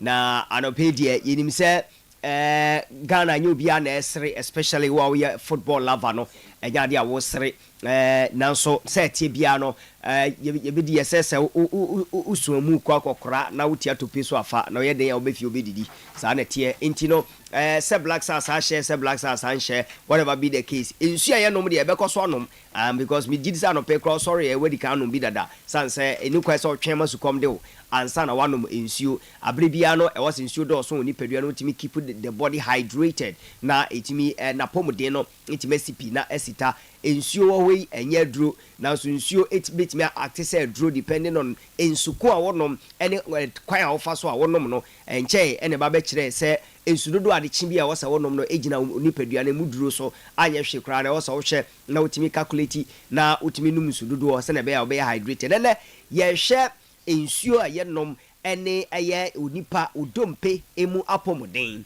ensuo a wonom the kind of ensuo a wonom ene esunsunsanso ewo unompe enso eso se na tie nim se your tissues are wo onipadua no na tie bones ewo onipadua no no about 20 to 30% of it no eye ensuo enti se ensuo a ekomu no enye ensuo a eye ensu papa eno so ade ha adwene na bones emu entimi enye din na your the scientific aspect of it ene laser ede ya ebewuram na me so me de o ewuram a kire se ensuo no se o ya pensuo a minerals ewom na ebetimi abo apomden a ade entia obi abodo mpem nyina se opeso nya calcium na calcium no beboa no na etimi ama ne se ho aye den calcium etimi aboa no gidi se beboa no na ama ne dompe ho enso etimi ho aye den ba ne nyina mu nkire se nya nsuo bi anso mu na obenya sa ne ma no na kanje na magic drinking water die entia eye nsuo no no obenya calcium ewom obenya magnesium ewom obenya potassium ewom ene se ensuo no kuta minerals on its own and a technology so I usually produce ensuo no and also the electrolysis processor and no any minerals no ensuo no emum de ye ne say a divide ensuo no a change ensuo no mienu during the processing and as the production stage no na eyi de enye ɛmmoa nipadua no ɛyɛ no afa one tube anasa one side of the machine apie na afei nso no minerals bi sɛ calcium potassium any iron na ɛboa nipadua no so no ɛno nso afa one side ɛnso ɛtumi apie ɛni kangyɛ na energy drinking water deɛ ɛno ne nsuo a one ɛdi kan ɛyɛ purely alkaline water. They just any potential of hydrogen pH no ɛwɔ soro pH of kangen water 7.5 to 8.5 alkaline started from 7.1 pH it is a kangen amount 7.5 to 8.5 it tells you how the alkaline level of kangen energy drinking water. The reason why it was a unya sensuo no efie bia nya bia den etumi enom obeka se ensuo a wonom de. What has it got to do with unipedia? Since you eka unipedia formation hudia, then ye nehunu say you play major role. Say wapomodi ebesisi so unom pemu ebeyedi, anasa unom pemu ebere, anasa mpono fluida, da udom peno ne joint no ebetimi aye adwuma ye ama wetimi abene wetimi abene anase wakwan mu na wetime asore wetime di wadwuma sene sa let's say hydration with the right water, hydration with the proper water, hydration with the water with minerals no ebetime abo ye pa ohwe screen no so a ye numbers no really also wa wo share e WhatsApp anaso wa wo share e social media platform bia so na TV no so no obetima fa number no afra yegu so ayeka se ya ofra be office for ebefa na ye ne wadi nkomo na afi wa place order no se ne tie na yeah free delivery so e de ma Ghana ha ba bia kangen energy drinking water e wo ho open su anom e de a me pacho no a any kangen energy drinking water open su de be so ma ho e wo dwumadie bia se a e kangen energy drinking water o be ware e na asa eyie na ba fie o be to bedin program bia na eba e na wo pese e brand nsuo no ho with eye wankasa mfoni e de ma won so a eno so o de ba kangen yankasa be twa correct one pa ama wa won sampa ye adwuma enso etumi e de ama that is kangen energetic drinking water nsuo a acid nim nsuo a purely alkaline nsuo a ni molecules no eye nkete na onoma etimi penetrate onipadua ni nyina na nipadua no etimi di ye adwuma na ehohoro fi efi onipadua ma wontini mo da ho na moja di afusane eno a any kangen energetic drinking water jamanfo ntinsuo we hu jaya na omunim de eye edi manipadua no anopai numbers no me mfa tudwa na fe minya ma menua neiza no mfa bi enka ho na ye mfa de akanto aso a ofra ye number no eye 0241 44 91 0241 44 91 number yi ofre yensa unsabeka yen esan so ewo social media ewo WhatsApp send a voice note and answer message or question be opesa obesa efa kanyen energy drinking water ho opesa o place order kwa ye befa so be deliver the amount say be ya unsabe tima ka bi wo bia wo bia wo Ghana ha ba bia no o fresh number ya na so send ye kan na wan kasa wa reference via on Google na impo aha you are limited time but one kasa personal no betimi throw more and answer one crowd betimi really vast based on topic and answer discussions na me no wo have no na ye di bone ho enkomo na ekwan pa wo ye well hydrated and answer say be onu munsuo no ekwan pa eboa ye wonipa duan especially ye bones because bones no play a major role at the many pedian so here we screen so bones are vital living tissues that perform 5 primary functions for the body. It provides structural support. You can say structural support. So betimi agina hono wagina branding.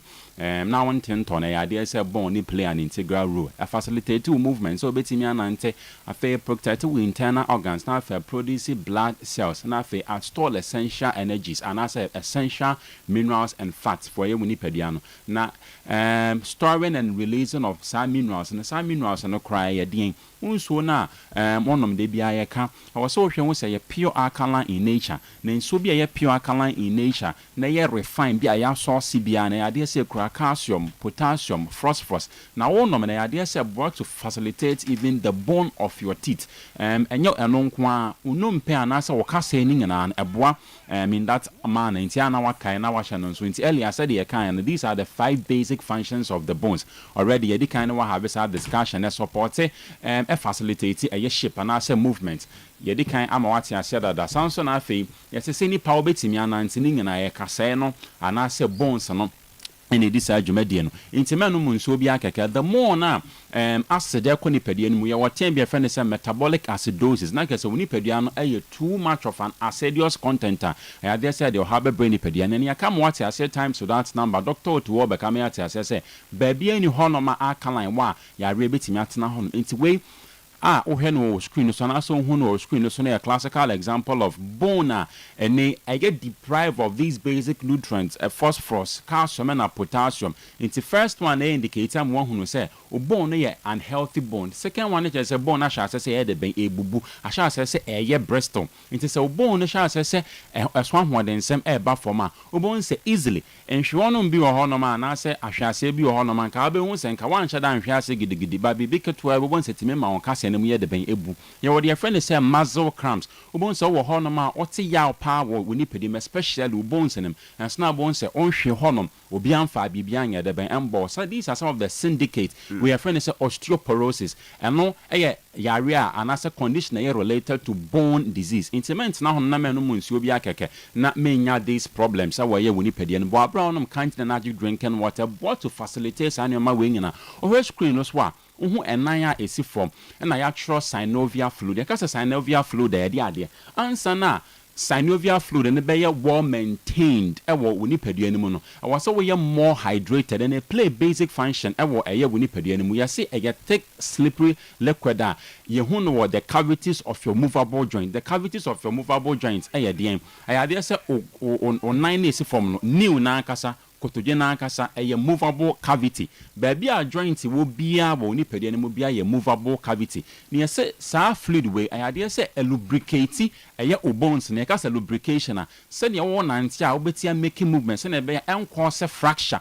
Emma a yawana no a sa dwumadie no ana sa synovial fluid no a edema ye wonipedia no. As also a brought to improvise more on your articulate cartilage. Because articulate cartilage sabi gegro no into share a picture na ade big green we should be. That is where a cartilage near the bang. I want to say the was assuming no. These are the functions, and that the more now who consume a lot of acidious content or unipedia no. And ya the SSR fluid we bet him are maintaining. And how any bet him are maintained? It is by hydrating well and hydrating well. And then you will be a keke. So no mun so containing more of acidious content or unipedia anima. Saju media ye ken and nya de say betimi aye and yamo what I say time so that number say World Health Organization and FDA United Nations Assemblies mungina me ati say in so bia wonum bia should have a pH of 6.5 8.5 upwards echo and having access to a good potable drinking water a basic fundamental human right. It's the numbers ni be free and any amount come on 0241 sure 0241 44 44 91 91 91 91 0241 0241 44 44 91 91 91 91 and after 050 050 73 73 79 79 474 474 050 050 73 73 79 79 474 474 na wone ye nan so abo enkomo sanso and afei born again ebe boanyen from down honum no nutrient transport na ye di nkomo no enso e de afri honum na ye say ayade say obons no a transport nutrients e de ma eye onipadia no na kwan be so na fa so transport nutrients e de ma onipadia no ayade say sa frost ne calcium ne ho asema aye ken awa say etimi travel le kwa ye onipadia ne ba bia into say water acts at the transport system that carries bone building materials such as calcium, magnesium and vitamin D throughout your body and directly to your bones. Into nyoma bebrede bia meka Shan Stratton sporting consultants or say before no yen who kanjen or your recommendations bebre food supplements edemema athlete but obe who kanjen or chances on recommended ya mom because food supplements na bebre na nya organic inorganic eno po onoma sometimes edin sunsun so po bre oni pedia na ba unya nsu aye crowding say alkaline water kanjen water ya resource na ya refine a ko oni pedia na ma eboa in that man e ma ono mpemu ene wo ka semu ya de ben eye den wa bra hu hia food supplements. Yes, so your bones continuously break down old tissues and form new ones into bones and old tissues need break it down remodeling and as a bone remodeling forming new ones and I dare say here in so to facilitate argument and then in so be akeke into weighing and idea be ameka so your part and parcel of conversation into in so play a vital role at the many pediano and then in so be akeke so kono mu nso a aciduous in nature intimi nya sa functions ya ne wo eka ho asemi ya fe nso ya say joint and tissue health. Water makes up a vast majority of the cartilage and the synovial fluid that cushions your joint, reducing friction and preventing structural wear and tear. Send a bear bones and intimi enya de friend say wear and tear. Meka bibi me say o cartilage gegrona a wo eye onom penanimu na afisa synovial fluid ni na e cushion eye o joint and it lubricated. Send a bear wo nante abetimi ade ben anante emma o kasa enya de ben enwere ho. The very moment akasha ni besha say we erere na afi insuo and as synovial fluid it is not being maintained because the more now you hydrated and as synovial fluid is being maintained na air came but then say insuo eni woni padu anima ayade say how we betimi and so e dia bro sanso na afi for prevention obi o no ma na maka no oteto easily earlier mekamazo cramps very good. We have for prevention. I say dehydration can lead to fatigue, dizziness and muscle cramps. By staying hydrated, you maintain better balance and reduce the risk of taking a fall that could cause fracture. It's on person obenya fracture. On person onante obi ono mo nante kakra bi na wabre. Obi nso ho no ma wo anase the friend say muscle cramps. Maka muscle cramps not always caused by bibia abo.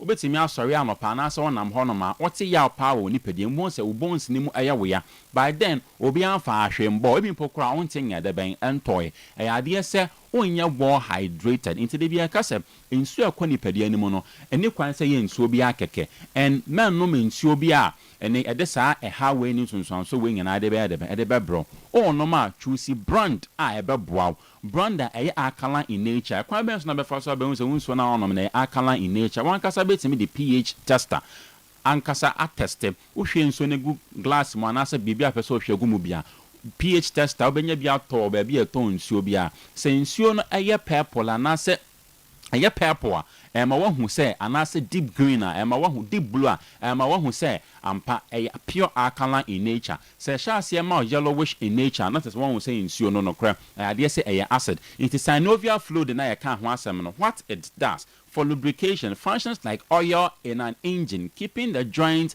surface slick so bones can glide past each other into one antia bones ne ka say glide past each other say ekoba na friction bia enkoso anase enseno sa synovial fluid no de yede ma oni pede na maka say o movable joint anase o cavity movable joint bia joint bia won say dwumade no na edi de afene say shock absorbers cautions the space between bones during sudden impacts or movement. It is so betimi a movie na wa movie na ontinto easily no ayade say sa shock absorbers no sa na synovial fluid no afin so it transports nutrients and oxygen to the cartilage which relies on the fluid for its health.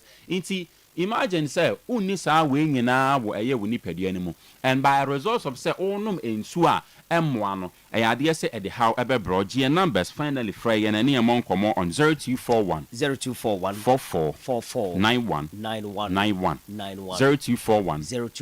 44 91 and afi 050 73 79 474 050 73 79 474 you try kwan wo brema Eugene na no pay ahase aye adwuma nationwide delivery no ekoso Steve right enti enche ya no asie no eno na ya body tofa no ensure de eno na transport all the nutrients open calcium wo bones ma enam nsuo mu na eko unun carbonated drinks na acid edoso wo ni pedua mu a de ye ne se ade a ewewe nnompe no ho and a fluid na etimi boama ulumpe no etimi di akoni aba no ewewe enu ntine ese bo modern so benya alkaline water which is kangen energy drinking water no wetimi anom brano se na be ya bribia no bones ulumpe hu ebe ye den ye na no and was screen so no fa na eni nkomo. All right ye beda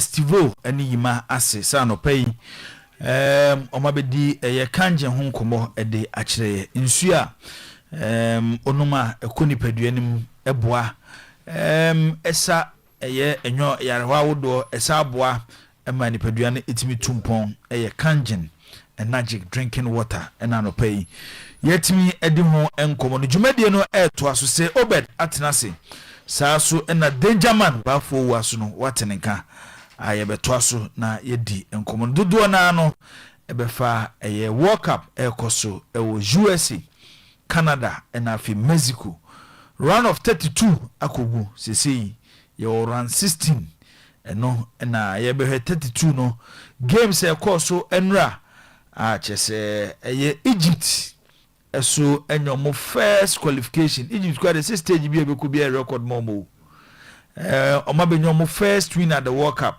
ewo eye World Cup ya ekoso ena omo first appearance ewo knockout stage eye de omo born enra against Australia nei omo de eko the round of 16 omo kontu no to aso enye omo nko a ena enra omo ebo game enra na so no Algeria enra homache omo so de hihye so din omo ne oman ay from say Switzerland ema Switzerland show mo kamienu omo ntimi ante afi omo wie na Egypt and Australia bebo ya Egypt game no ba na wie 120 minutes game no 1-1 and afi omo de call penalties ema Egypt winning on penalties and afi game etwato enra Argentina and Cape Verde Argentina share miensa ema Cape Verde etimu emienu nyamienim no kuri ni enra de hu se Cape Verde fo no oma ma tournament no so mo ba be di agro se nya Argentina pa na yo man bia enra bo ne de se FIFA correct me sesem ema Cape Verde fo na probisa mo be replace o ma ka se mo saba it say parent no na danger me boy no bo nya bo keto wu ti e hwe mo makamu na yehu so obi asa isi ki yi no anya fa Cape Verde for ne mesha ho it has to take Argentina led by the ever Lionel Messi the football god himself senya sapa and the Argentina ama kontu na bana wie enti round of 16 pairing no sha se nyame ya adome na sha se ene ebo 5 p.m. Canada and Morocco and the ACN 9 p.m. Paraguay and France in the 2 games baso 5 p.m. Canada and Morocco now for 9 p.m. Paraguay and France ochina nyame ya aduma game bako and bekoso 8 p.m. ochina enwumre no nwotwe Brazil and Norway and the DBC and we nyina no the round of 16 games betimi akoso afi edwada so Mexico and England games is over confirm time no almost 1 p.m. you go from the 1 a.m. the minya no ha no ye it say kwesiada ade akochin juada ahomache em say ahade na miminya na 12 about well today England for lead NCC ana you be confirm oh yes so mo lead 1 hour and that say 1 you be confirm time no e wa ha na ebo nonso juada nonso anwumre nonso a Portugal and Spain eso e de ahye so ade achi ebnada games miensa and abafo ebekoso eno so no USA and Belgium na afi Argentina and Egypt and Switzerland and Colombia we games a ebekoso ewo the round of 16 na ansa ne ebekwa go piem ewo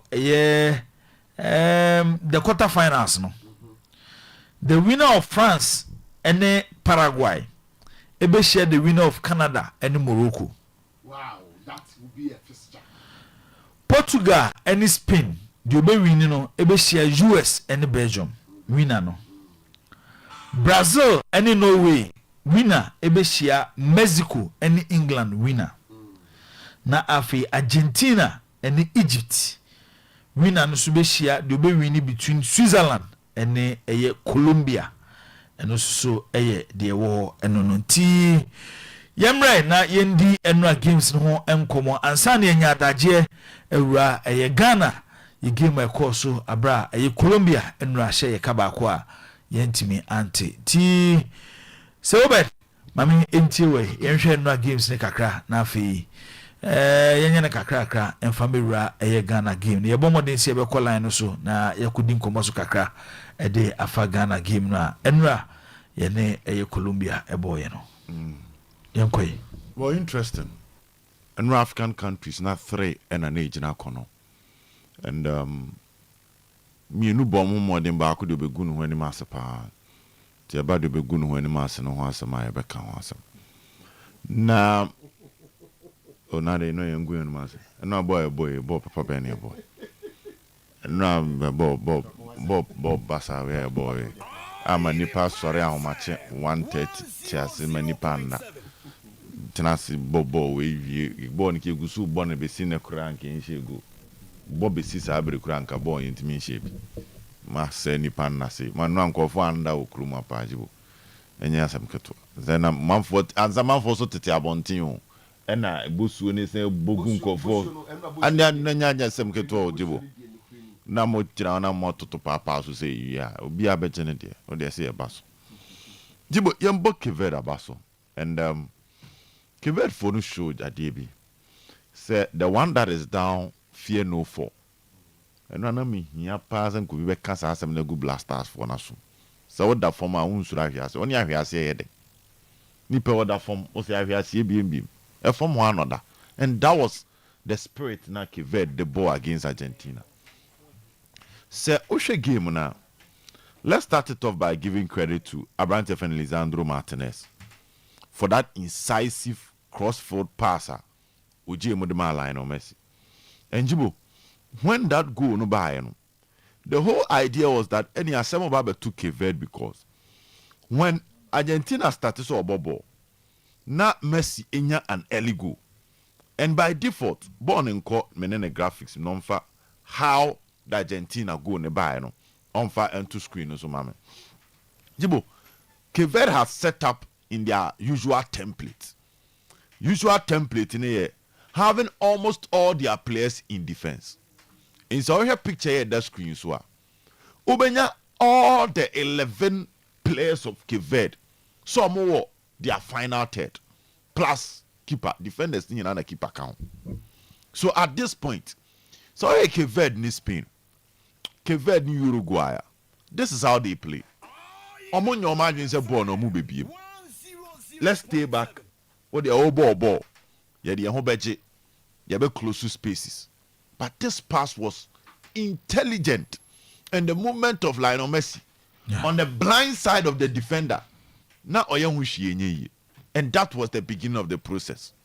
Jibo, this was the beginning of the process. And the opia ball to Museno. Now it meant one thing. Messi excellent control. And a cheapo ball on the fire keeper so to now it means that if Cape Verde want to do anything, no one to be boss abo we be. They can't sit back like this. 10 players plus the keeper. Ewa mo boss. No one to be boss abo ni be. So the only option now for Cape Verde was that they needed to open up. Strategically, Jibo, the court decided say right after conceding say me biemua. Na mensa ka kwese Argentina for nenum. So let me make sure say down now me one me dey no be first half. So first half Cape Verde enya shot on target. Okay. Pass into the final third. Now Cape Verde nyebi. Cape Verde and create chance. It was all about managing the game to maintain that 1-0 defeat and now 1-0 scoreline till the end of it. Now in the second half, you go toe to toe with them. That was the plan. And it worked perfectly because in the second half, Cape Verde now decided, say, and Argentina decided that because Cape Verde defend, let's reserve energy. But they realized something. Argentina defend with 9 men, not 10. The moment I will Argentina for half, no, you are most likely to leave Lautaro Martinez and Lionel Messi or half. That is by default. Messi mba, Lautaro mba. So and no, Cape Verde for show a different part of their football which throughout this tournament, with the exception of their game against Uruguay, said they had the attacking instinct in them. Just like their first option is to defend. If the plan A fails, they switch to the plan B, which is to take the game to you. And then normally Argentina the shame. And Jibo, when they decided to take the game to Argentina, we saw Argentina having weakness and Argentina bleeding. Yeah. And then only idea the mentality of the Cape Verde team is here the ball about. And now, at some point in time, I was not impressed with officiating. Because as a now, a do baby as some of the balls are now as I said, referee a ikakrano. Boso Jibona as a okugum kakra. But Cape Verde ended the entire tournament playing Spain, playing Uruguay, playing Argentina without losing a 90 minutes game. Yeah. And that is wonderful. Proceed to score goals, individual movements, and Argentina needed to dig deep. And now their hard Cape Verde was how they defend set pieces. Because 2 of the Argentine goals, yeah, it was initiated through set piece. But Lisandro Martinez, the technique. Yeah. You call fast to shoot 2 balls no, at the 2 net. Defender. Or was at the end of that? Yeah, defender. And the way the calmness because maybe no Gina any senior or CB a placebo no and that at that time you one have people who abon anyhow and now normally you look for mercy but the calmness any precision only maybe no person the ball too and the goalkeeper don't do baby but it's no one that the goalkeeper could have done anything about clearly was temperate now temperament now or the bought those games but but MJ go of the game Lopez Cabral. Yeah, Lopez Cabral. And so far, many sure say go be I should go tournament everything. Well, there've been goals, but how? Monfa Lopez Cabral going into screen so my go now share Enra against Argentina. What a goal! How the goal was scored is a different story altogether. How she go? Turn a ball no. Now or the bunny weaker foot so, and it was not a ball. Now will be expected to be shooting. Then no shoot use a ball no kwana akwa kotonet. Goalkeeper Emiliano Martinez had no other option. Argentina need to improve on their defending. Jibo. Ukunye team wa omo clinic akra omo that fighting spirit now meet me at home. But that is a mark of a champion. When the going gets tough, you need to find a way of coming back to the game and getting a win. And that is the story of Argentina. Jibo, they announced some presence. We are saying who's a new there, but they are good to go. All you know, Cape Verde deserve applause. This is a team that nobody expected this from them. As a matter of fact, this is their first World Cup. As a matter of fact, they qualified from the group for the first time and played Argentina. They were near 4-0, 3-0 B and a baby PM. But that was not it. We are seeing something different and they get applause. I mean, so much impressed with them. Clearly, the almost tank and even before say game the end. Look at the sort of pressure normally see. The Argentine team. In fact, referee whistle ball no crab ban we no manya a solid attacking through Jibo. True maybe I'm not true no pa and I was asking myself say Argentina pa na show mo no manya true we ya. And ka referee make us say empo ansa na to true. Obi anya attacking through watch ball be hin hama ko na chi aba beto. No I whistle so the ball na ba na we. I'm not saying see football, but I'm just saying that if you switch the coin elsewhere maybe Argentina that form no pay win against Cape Verde. No, and yes, are true. And are you sure the referee? Even that boldness. So very so. And now look at one tackler. Leandro Paredes square just on the edge of the penalty box. Now referee in any and twaso. So that is what happens when you play against the Giants. You sometimes need to go beyond your strength. And so I'll do referee. But I think so. A nice story, and that was wonderful from Cape Verde. Goalkeeping intact, everything solid. And they amaze everybody. And they're possible there. Egypt, Australia. Australia, people are talking about Africa. But we are not talking about the Asians. Asia have 40 million every month. Omonfa round of 16 and so. There is no country from Asia at the moment. The 9 slots nearby. Canada is from North America. Morocco is from Africa. Paraguay is from South America. France is from Egypt. France is from Europe. Brazil is from South America. Norway is free Europe. Mexico from North. England from Europe. Portugal from Europe. Spain from Europe. USA from North. Belgium from Europe. Argentina from South America. Egypt from Africa. Switzerland from Europe. And Colombia from South America.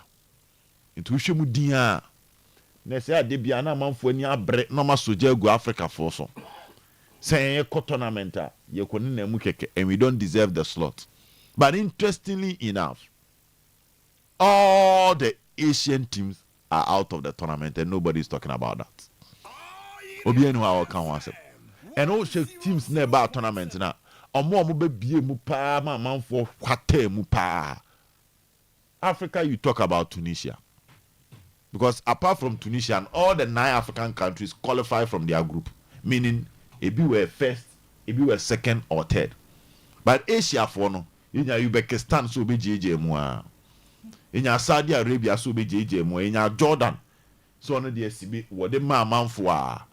Countries like South Korea, now man for tip, say they can advance to the next stage because in terms of the game, we saw a different story when it comes to South Korea, not even qualifying from their group. Best 8, normally 10 in South Korea and PMO. Qatar, similar story. Fast forward to Japan, come on, Jibo. The African come on too much. And it looks like even the Europeans no create in Africa for also.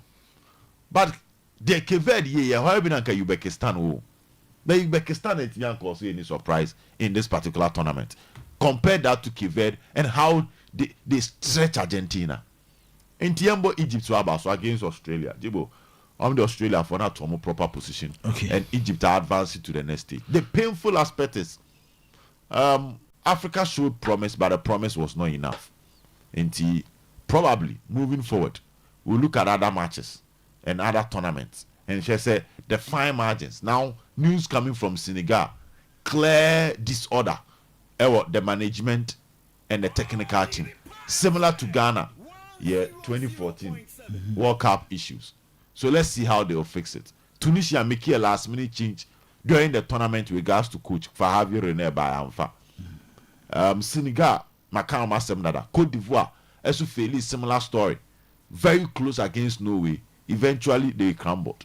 They have a young talent, so Diamandi. Now we should be say Ahmed Diallo mo. They have some young guys that can come to the party and see how best they will do things for them. Into interesting times. Ghana, so no, we also have our rebuilding to do a bebaso in a subsequent conversation. South Africa played well, but eventually, it was not enough for them. Okay. There's promise when it comes to African football. It all determined on how we top it up. A country like DR Congo, how omoyom recruitment in getting people from DR Congo, ebi yewu Belgium, ebi yewu England, trying to get them to come and play for DR Congo. And how that system, and it's our plan in subsequent time. But we are sure that 2030, an African team, more will do well than the year this year. Okay. So, but that's it. Say, Oyerepa and games, no, a course. Until they say Cape Verde, Jenny Chinadena, Omodomani, Omukrum. But Ombeko as heroes. Heroic wake up. The Omakoye or World Cup, no. And yet, you market to and no match in Unqua, said Lisandro Martinez Goya, ye pin between from say Naira Freebun and Yoguso. Yes, we have to form no Munshi second goal. Imagine we Cape Verde says, my Lisandro Martinez. Now, we Cape Verde for the free kick, no free kick going. Or more free kick now, Ikuyi, no. Emiliano Martinez. You can't go by. Then we are your decisions also go in their favor. Obenya true, baby, a true we. True we, I say corner. Bon. Etiamrana. Intiamra de. But it was the other way round, Konye. Say in Sima only. Are born in here. ensi ma hu no referee akegu na so ma ho kwan na Argentina qualify oh no officiating was terrible but it was terrible but everybody we you panic somehow and no referee ball odi Bobed Kroma nka we Bobe no die o si throw in o magi throw in time aso ma ne bo throw in there me say the second goal Alexandro Martinez share there was a push oh wow oh ball mama second goal na I said ball no che o ya be jija no pay o the blasters for na DJ Broma no pay no nka ho Jibo second goal what the second goal dey with me by when he push no person ka dey e bananka o dey wow him beze me hu nipa e push no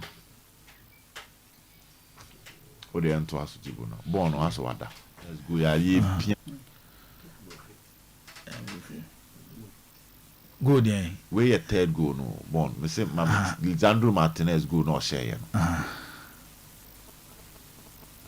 yempe o dey on start share ball yeah push near why go Argentina players them so wada form we pian there bi enye Kivet as a tiano onko achibi ni preventing him from closing that enye no be identical space go boy kwa no Ajibo omuta closer shorter boy no kwa and we pure push there go be abon na me nenya cause on to be so him close that space no this is a foul oh enti I had a hu ni pa ha I had a hu to form pa o won to form boy ya ehwi this is a clear foul the boy nyina ehwi boy ya ehwi Christian so form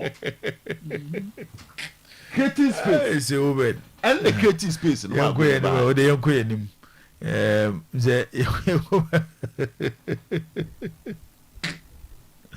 okay yan twazo captain akwaba open me joso bibi aboko de adumo okay obisu the message about semimisa Obed or say Obed, why don't you talk about the handball from the Kivet defender? If indeed the referee was there to cheat, that ball ended up, he would have given that penalty to Argentina. That ended in a goal. There be it didn't end in a goal.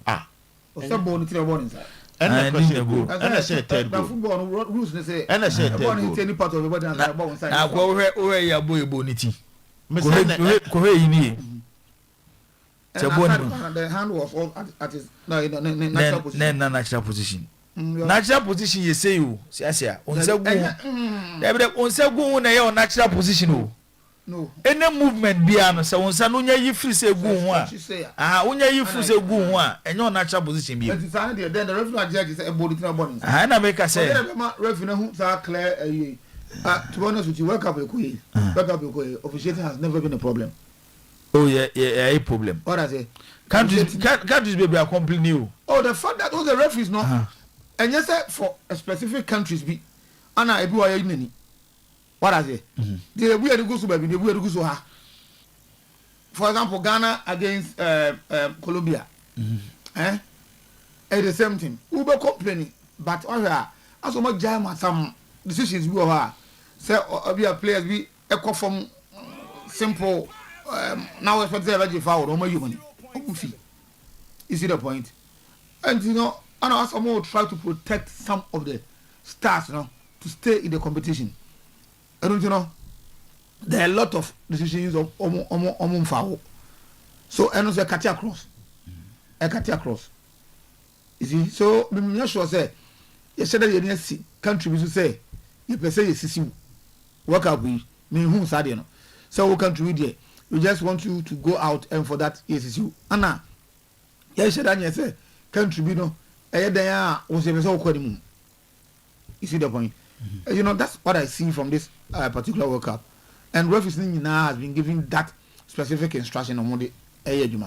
So, if indeed it was a abundance, referee will never take the eye off wrong as well. If Kivet, I didn't Kivet, you know, World Cup more, before to protect them. For Argentina, every can say yes. And we have a player who excited the whole world. It makes you not able to me. For example, the very first match, Taco Messi call ye. Referee any. Say any other player call ya. Referee card. these are exceptional situations. One few are there. So me feel say as far as me concerned, me cool with officiating this World Cup. And no, Cape Verde lose here. Based on experience, Argentina say no matter what they have the experience, and I'm the show. But then almost what almost exposed to something our Argentina. To be honest, Messi belongs to another world. That one will be even feelings. Fine player, but me heard the channel Argentina this goes. So, Messi, be as or Martin, no, a boy could be Messi, the focal point at any point in time. Eduardo, Lieutenant Martinez, we now call it as we now more or less as a midfielder, they need to work and let it be to Messi. So, we need team. Oh, but must stretch it. I was not supposed to Argentina team. No, I said a couple of for Eddie Maya was the team, no, a struggle, Kakra.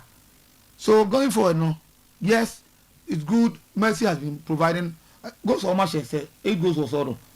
And 9 goals. Messi has 7 or so. What I say. So I think say some saying as against Team France oh yeah goals as evenly distributed and echo. So that aspect is almost quality no. Who's an Argentina fan. But and I always cherish Messi in the team. I don't know doubt about that.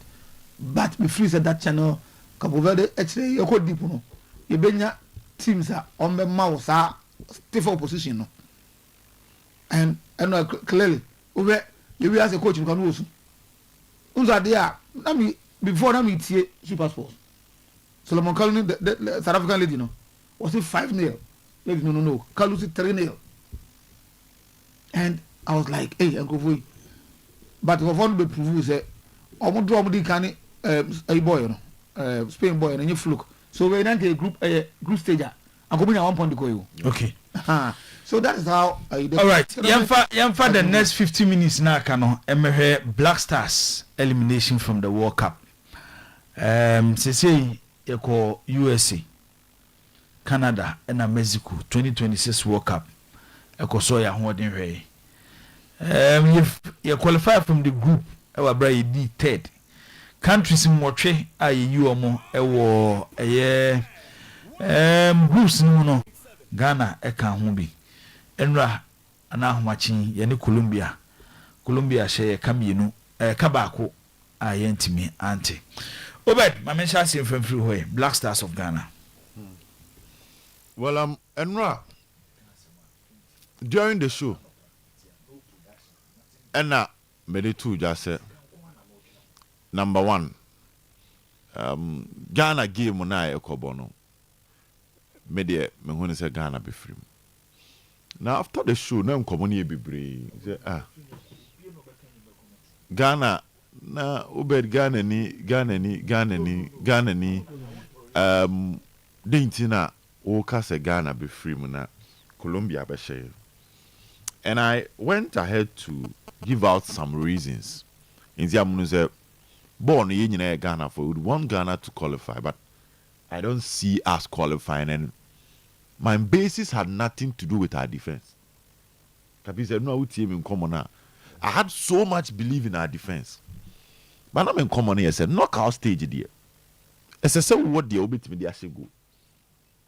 So once you attack and you're sharp, no, we reduce your chance of qualifying to around 30%. Because it means the opponent, defensively coming under a lot of pressure. Into where on one man bear 20%, then 50% near the unknown they bear more pressure.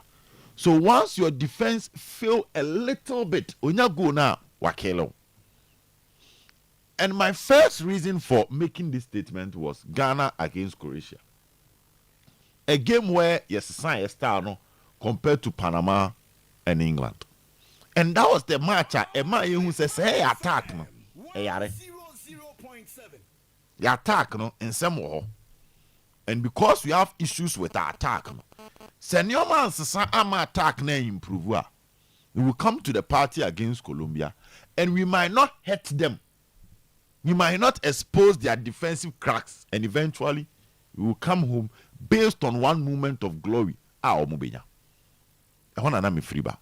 my prayer was that I'm expecting a much improved attacking plan from Ghana.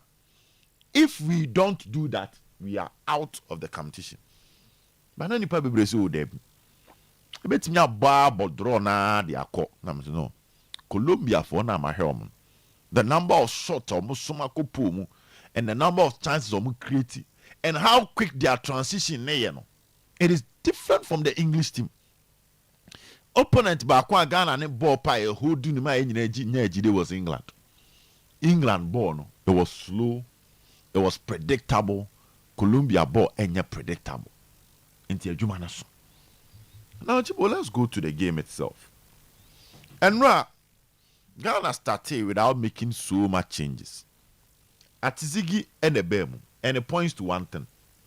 The first game at Ghana boy, I against Panama, coach started with Atizigi. And it meant that in the books, he is my number one. He was injured. Uti Henry Asante Chuma. Henry the two just said, "Nah, groin into kicks, not kicks, ebehano. Movement ebehano." But now it looks like he was fit, and therefore he felt that if he is fit, he leaves. Asari call back to the bench. Emma, you can't say Atizigi better. And we have friendly matches. Look at Carlos Cruz, if he started boy, especially Ghana, Mexico. Now everything was pointing to the fact that it looks like he was settled with Atizigi, but wanted to see more from Asari. Because Ghana, Kobo, Mexico, so our friend in here, Yusu Timbino. And Kayana Benjamin Asaria, if on any number one, no, come on, no, that's how much be said or Sheno with Team B players. May chess story in every check a crabber, send your bet here. In general, that change, I was not surprised. Now, Atizigi comes in, and you Atizigi and good when he let's put that one on record. He made 7 saves and 3 big chances. And in football, a Friday be goal prevented. Say Boanka, based on data and on an average movement, and say tournament, no. So a keeper now will save you. You find say, and yes, save behind if I say save you. You find say, will be a boss shot a flat in area, bar no suma. It will be considered as a save. But in a nutshell, you want to say an average goalkeeper should be able to save that. And you what dear? And you're so off yourself, say than saving. Oh, you know, I say you've prevented a goal from happening. And now Atizigi prevented 2 goals from entering his net apart from the share, you know. He made 70 saves in total. And that is something I saw the book Nabaso. So at the end of the game, open ratings a course were Ghana Femua. The Anani ratings was Lawrence Atizigi. The Anani the other form was Jordan Ayew. The first major change from the ratings course will be every Ghanaian player. Now the Nani the other form Jordan Ayew. Jordan you say 5.5. We'll come to that. Atizigi nya 8.7. Jordan the other form Charlie Dusiru. Oh yes, I'll go to that. Okay. So check Charlie Dusiru there. So that first change, I goalkeeper no. Clearly, I'm Kobone. He considered a goal. So there will be the need to narrow the discussion and look at the first change a goalkeeper. Oh, sir.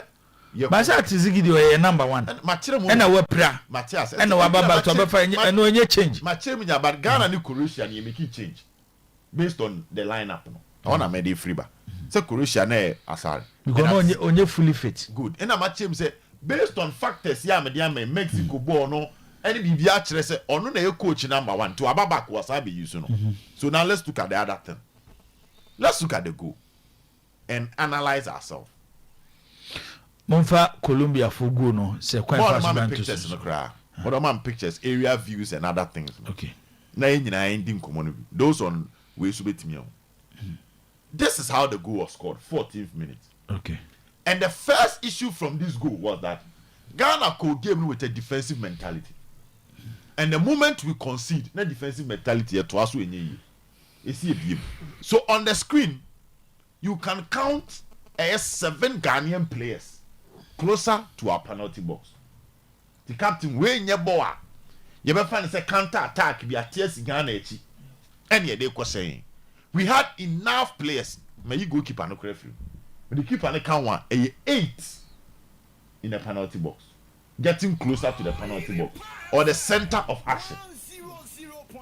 And 8 against I said 3. What the goal scorer not damn slow on the count one. 8 against 3. While we have another advantage in our goalkeeper.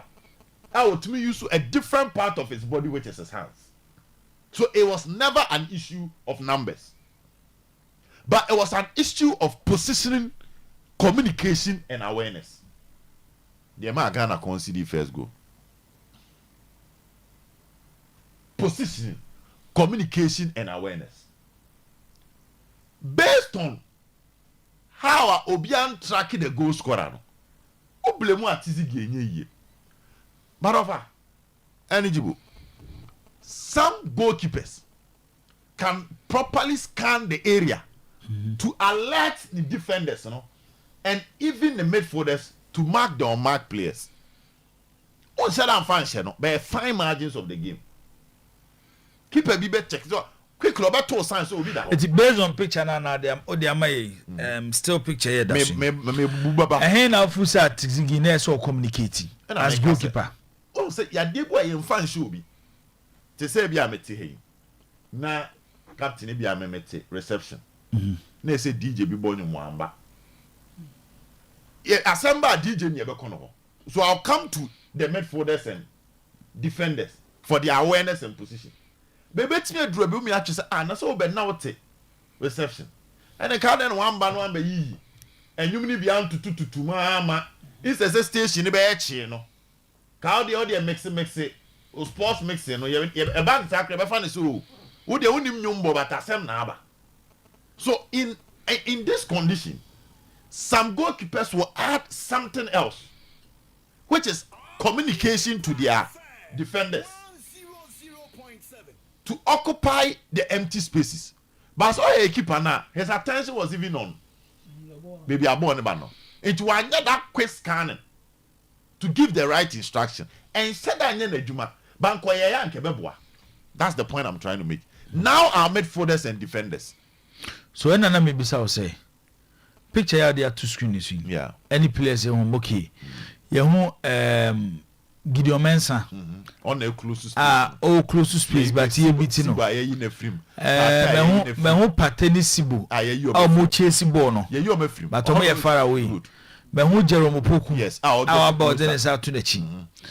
And Lucasen and Ali Ducey. Lucasen because now Jerome Poku moving. And I do Ufrechi and so I say yes. So now it's based on players in the picture here. That's you. When I now expect to say yes at Ziggy and the no, at Ziggy DNA general, for instance, someone like Rinchi. But the real problem no, Rinchi Ali do say them. But at Ziggy Diana make us say, to me function no. Banko timi tia mu bia kebeboa. The real problem is the midfielder now. Who you be ba when Timia monitor no, knowing that at this moment, because especially Calabria, at this moment, Ali decided to move from a right back to a center back because Jerome Poku are back closer to the left side where the action is to stop the ball from coming in. Quickly, we need another player to come and support Ali Disedu on the right side. Into ball on corner picture, so now Memphama Nunsi. Now we are the area view. So Obestedia, Caleb Rinchi at this point did not mark anybody. Into the captain say, and you station here, Chia DJ ni ebe blame. Into my established sir. Only na yewe juma, only ebe blame. Betru ete kasa ober ka obe bo bibi anke beboa. So if Atizigi had communicated and drawn the attention of Ayebia Rinchi, it could have helped. But Rinchi himself should have scanned the field to identify the threat.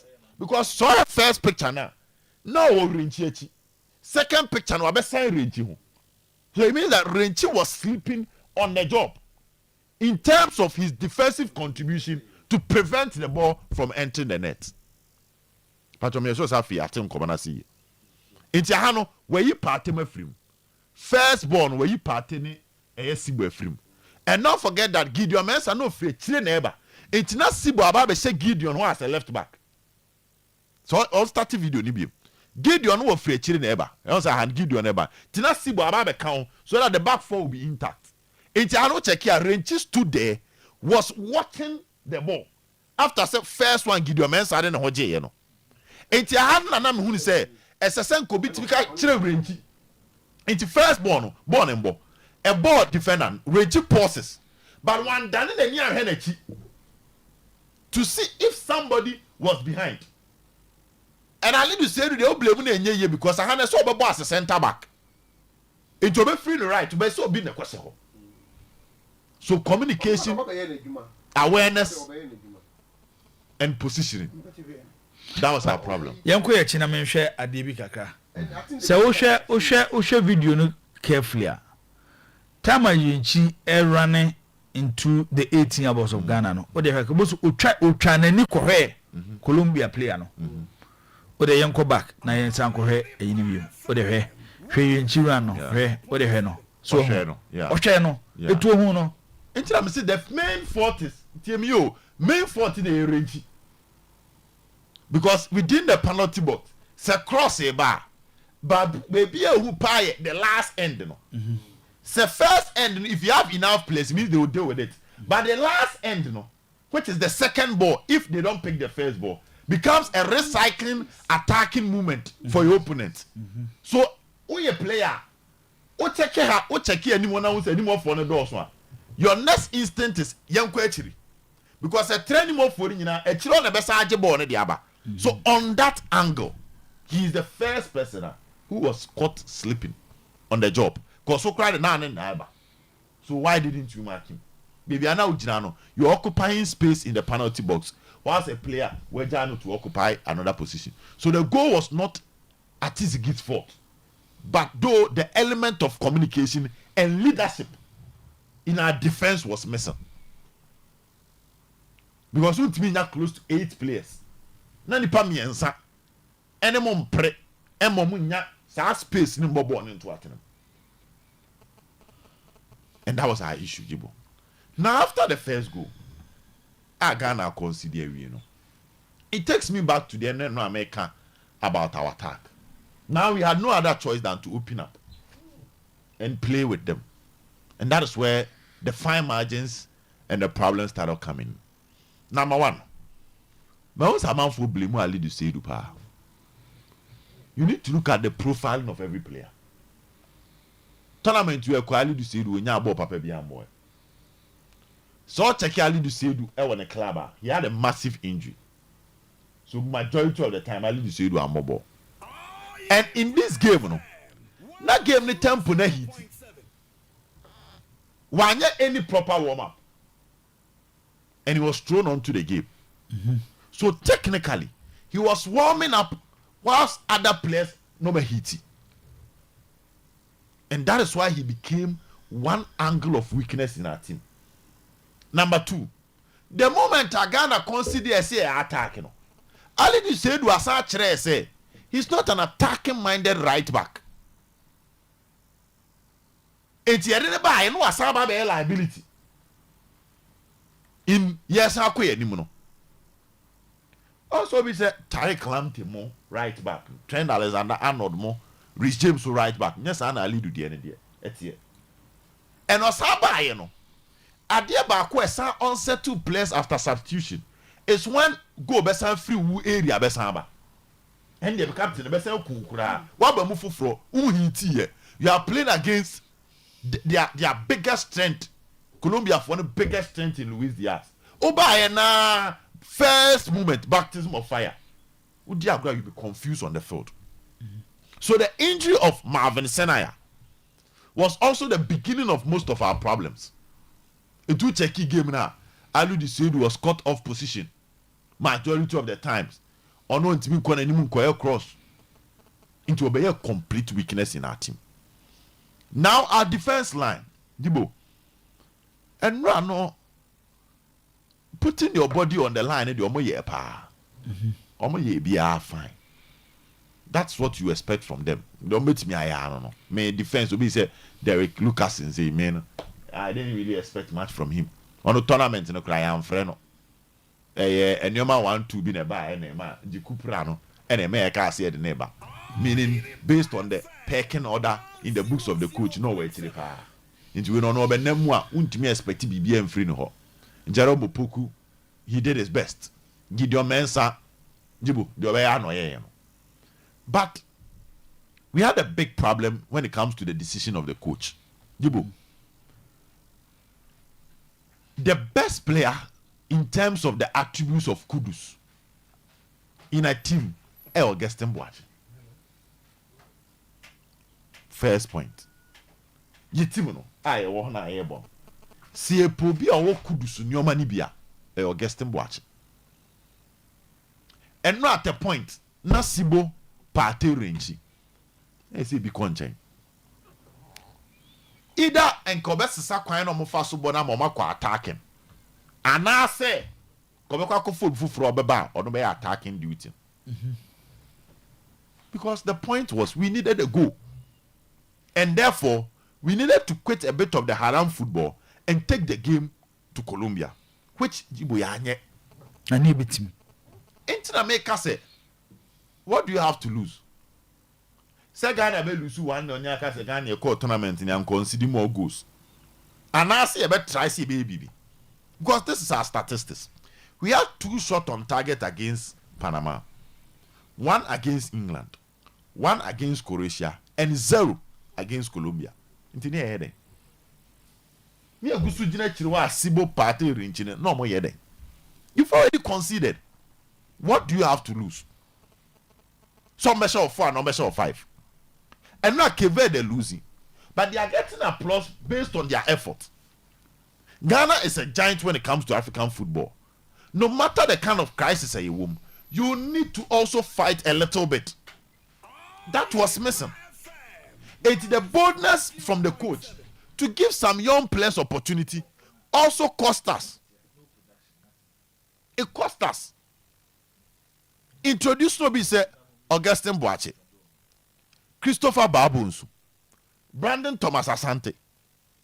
Because Asante, when Jordan Muya ball championship, he outperformed them. So I understand you starting Jordan because of experience. But they do the idea. Ronaldo is uniform. James Rodriguez is uniform.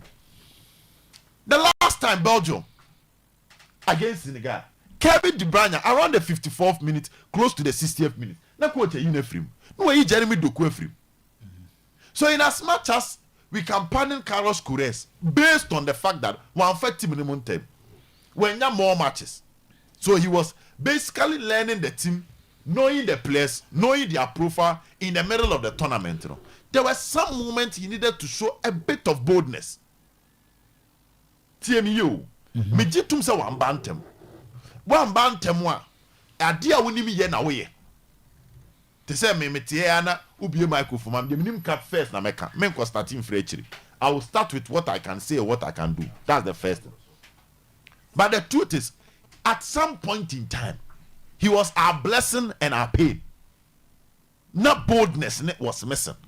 Some of the senior players were not living up to expectation. Mr. Tournament, you want coach is nibi here.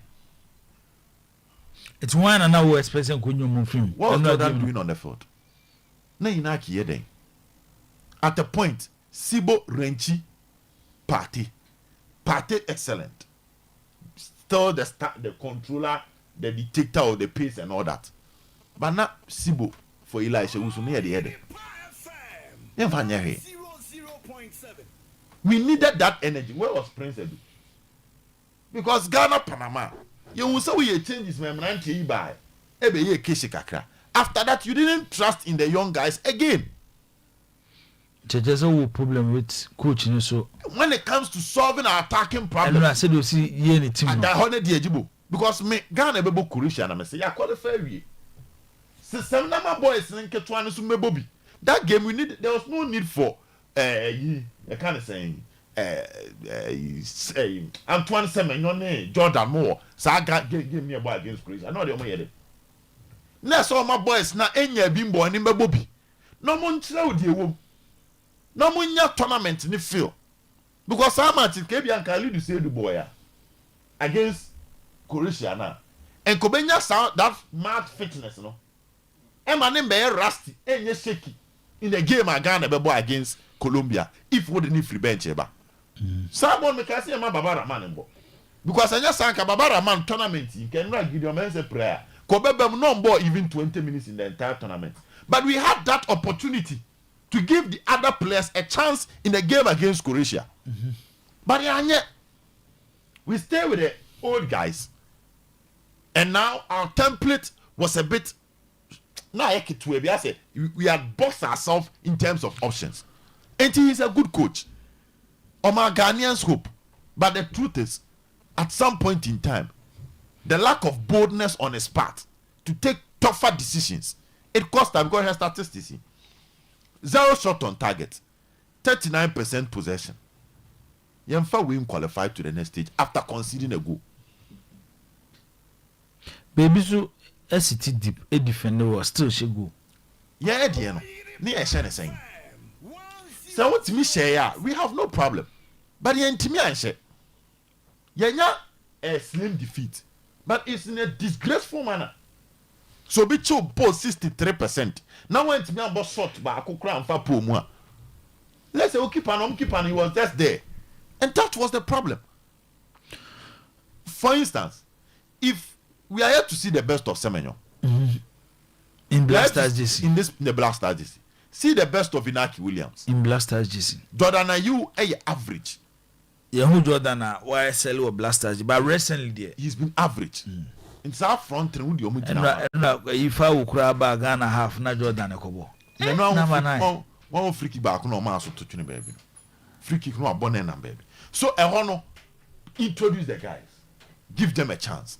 I think the coach at some point in time was a bit of a coward in terms of the belief out of possession, creating chances, attacking spaces, exploiting opponents. As one fasa plan ni bianco.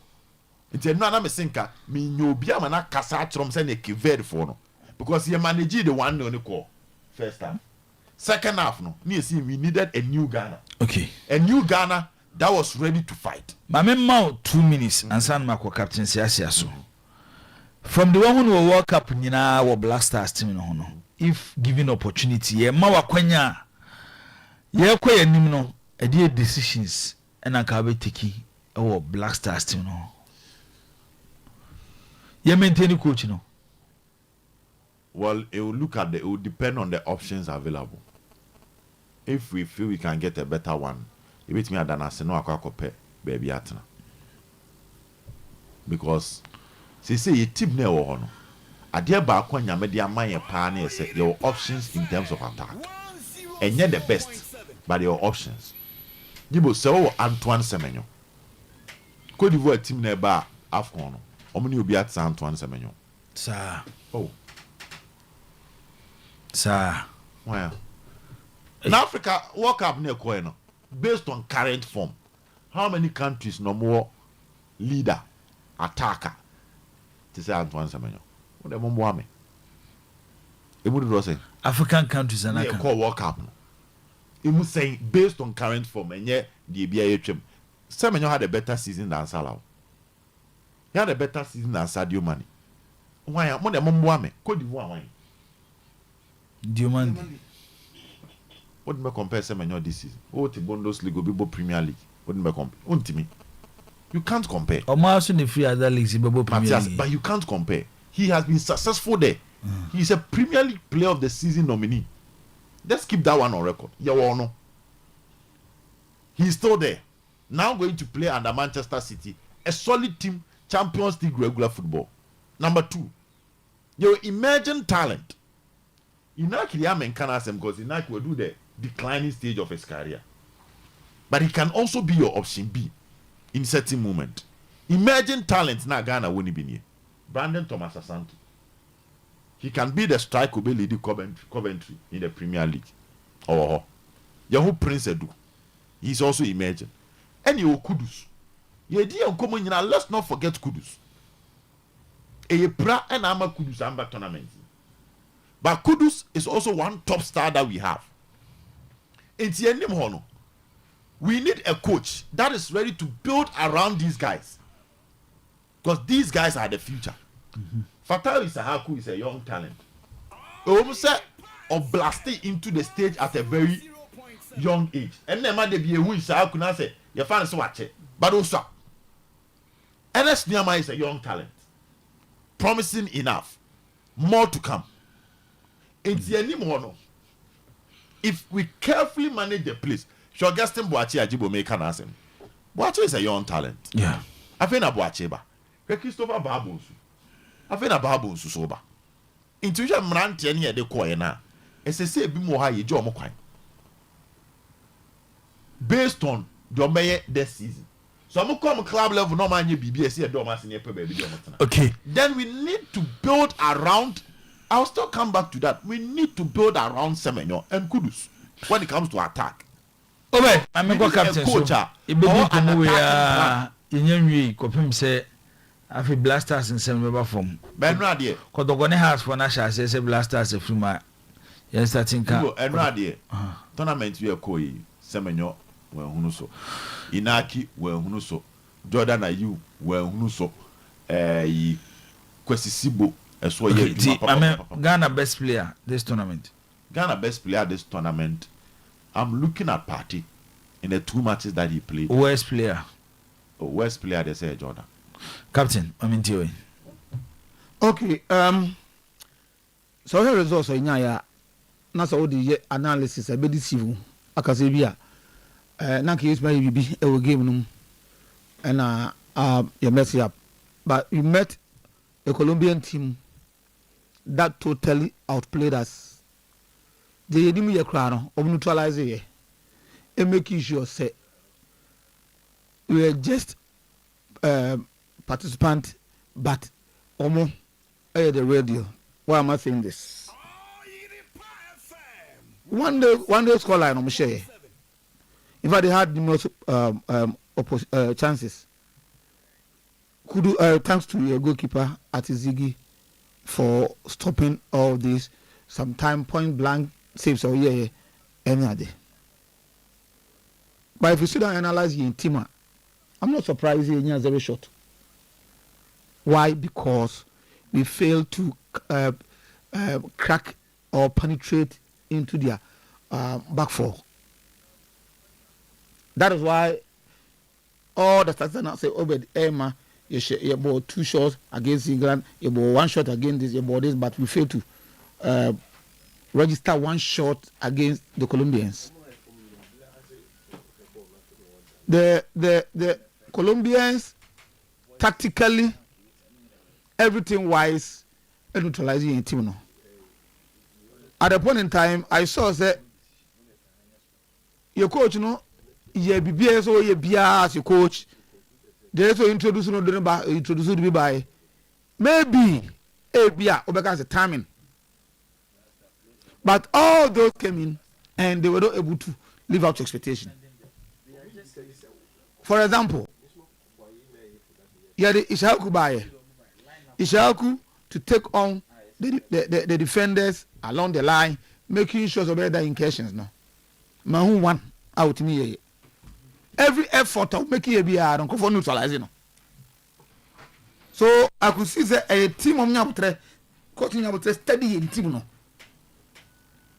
And on my pull-up strategy, 19 years. Mam Joe, I can't have you go for the ball 6 minutes now. Sanka will be wise, will be well play. If you can get a pound pressure on them to make sure that at least you press a ticker. A card that time, no. Then I go for no containing.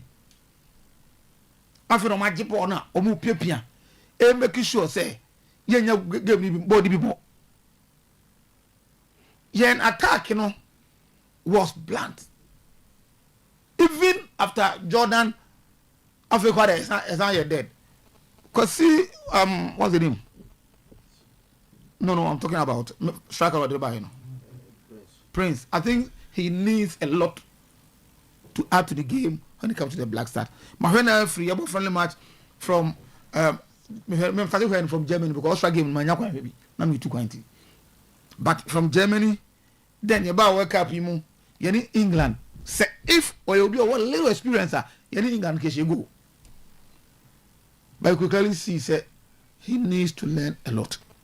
Maybe that's the reason why the coach will always play Jordan ahead of him. Maybe that's the reason why the coach will limit the minute. Because at the training game you might have seen the Kane. You know England you might pass with them saying no among focus a penalty no you know. Any established striker would have done something with that ball. Either I'll shoot him and I say I'm a keeper save and now say on function. Tell me P&B on man first control. Na mo say akwai. Jema concert ebe ye do ye no. Ema sebo na akwai di be say penalty bi penalty a na ye kan wasem. Okay. So clearly yen team no was off color and right. So enye game I obeka say Ghana bobo yenya opportunities as she goes. Enye say ya na abon tournament nyina. But you meet an opponent that allows you to do the opposite kakra. But they did not allow us to do it. And Americans said they neutralized every effort. What I heard from the flanks, it was not working. From the middle, it was not working. So now you the say you power. Mejitum say your midfield no lack creativity. Except Pate a baby kakra. But obey can watch Chakoda. And Grafon was first trying to wrestle us and Bobia effort they need to capitalize on it. So physically they were conditioning wise they were better than us. And the conditioning was top class, top notch. So Mr. Poku Edu baby no na me hwe options a coach no or any the obetimi aye. And to be honest with you, would the me free set one Jordan check kakra out the pitch so. Ebian ko yin ntema but then me say can say or the ba akwasi adu no the neighbor. I don't know how he's going to fail. Kakra oba ya yin no ba ye no. Did he do better than the other no oye na? The big answer is no. We need to come back and build a team. I didn't expect Ghana to get to this level. I didn't expect Ghana to get to this level. So Ghana for face factor. It wasn't a national team. Now you work, you bought top. In fact, let's make us say Australia game Ghana a wiki and up. On my 5 in the wiki up the SABB. But clearly, your national team wasn't the best of national teams for the last 2 years ever. So we stayed in the competition because of the coach. We stayed in the competition because of the coach. And it got to a level now. You want to him. The enemy per individual players. The enemy team. This Colombian team prevented us from doing that. Because in all aspects of the game, okay. Better than this is a ball 10 minutes without registering a shot. I know surprise. I don't know maybe more call say your captain, Jordan Ayew. On the Blasters are going to Tunisia. Mejitu say Edu baby we over criticize him. Edu baby we over criticize him. Edu baby some people don't understand the role now Albany. You see the point? Edu baby me free say yes. The coach ebi akobeti me yiri ntem esen ntem or last year. But oh yes, I did not. You bench and what I say. Why not? Every my bed, I didn't better than him. So Jordan, I will be a cabino. Before that will be a told down kakra. Now, me carry so many times say Mr. Poku from 2014 I coach Kwesiapia Emma Jordan. The Black Stars debut. Ebesi ne. Busa question say I didn't coach be able war. Who the busa question? Okay, yemfa coaches in Tunchen. From that time never pim there. Do you still have the same Jordan? No, he has been on and off. Sometimes he's top there, sometimes one drop it. But the question goes, we've had about 5 or so coaches. Ah, Blaster important and will be a better players, but my boy, if you better players, but they will play Jordan. It's not before the work, not me can say. I know. Say, your man, Juma, our parking also, yeah. Me do the over elaborate kakra. Ah, Nina, a coach or a minute to be a coach, a bet to me, a change body, a do biaba. If you have player about with my better than him. But you're Black Stars, no, any no, I don't see that in him. 2, me free say you have a problem with your midfield. We need to add midfielders. I'm gonna add a lot of oil and creativity in the game. And go for expose you. Oh, I'm for that no obukutana. So you part free more. Oh, that midfield no. I don't borrow more na. And no so Renchi any day. Say you see him Renchi that box working na. Oh, you know. Maybe Nina is as a result of hand for the team we. You see the point? So yeah, but no. Me name sa against him, but me yes, he's a young player. Maybe in the Croatia game, say na obe ekan earlier on. Say na yeah, come that you say you lose when you there because you are qualified that there. The coach could have introduced such boys. Now you You see the point?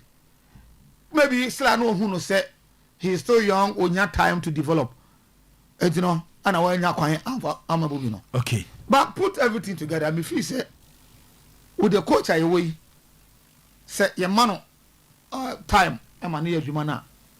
I think he's there. One more your tournament, you know. I'm a Ghana. You need to because of the coach. It is because of the coach. A man for said you set up team no.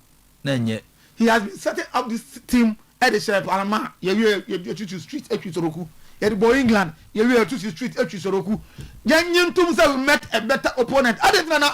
For example, now one person in Colombia. They don't know. Eh? So we met a better opponent. Individual players they were better. And Sia telling us he has been happy with Jordan. He has been happy watching Jordan in our national team. He's a minus when he's on the pitch. Kobe Mens say, my answer say, we've had different coaches. Maybe happiness we have the Kwasiapia, CK Akuno, and Mofoka, including Coach Way. I don't know Jordan Bodebia. Now all happy no. You didn't feel mountain. Bafo wa danger man. Maminti we Kobe answer a question as so busa no. Atonuzu busa say Jordan Bono Blasters no. In ya no ani je ho. Sometimes yes. Sometimes because Jordan has been fantastic our Blaster sometimes a lot of times. The common World Cup. Can say you know say a better player than him. Tell me. How about I road better than him? Tell me. Bafo maminti we na mene Zach Nkowi. Boss, me da say. Say o share annual game no and even your matches are boa. Clearly your tournament nimu as a defensive minded team. Enti enya wan say amount for say all the four games na boy no shot on target AF4. But point is this, me bafo wa there. Me feel say me ne omo say yema Carlos Corres ento aso emfa enya adwuma no me ne omo nya adwen. He came in as a stopgap coach, take us to the World Cup. Se person build the proper project enya ono.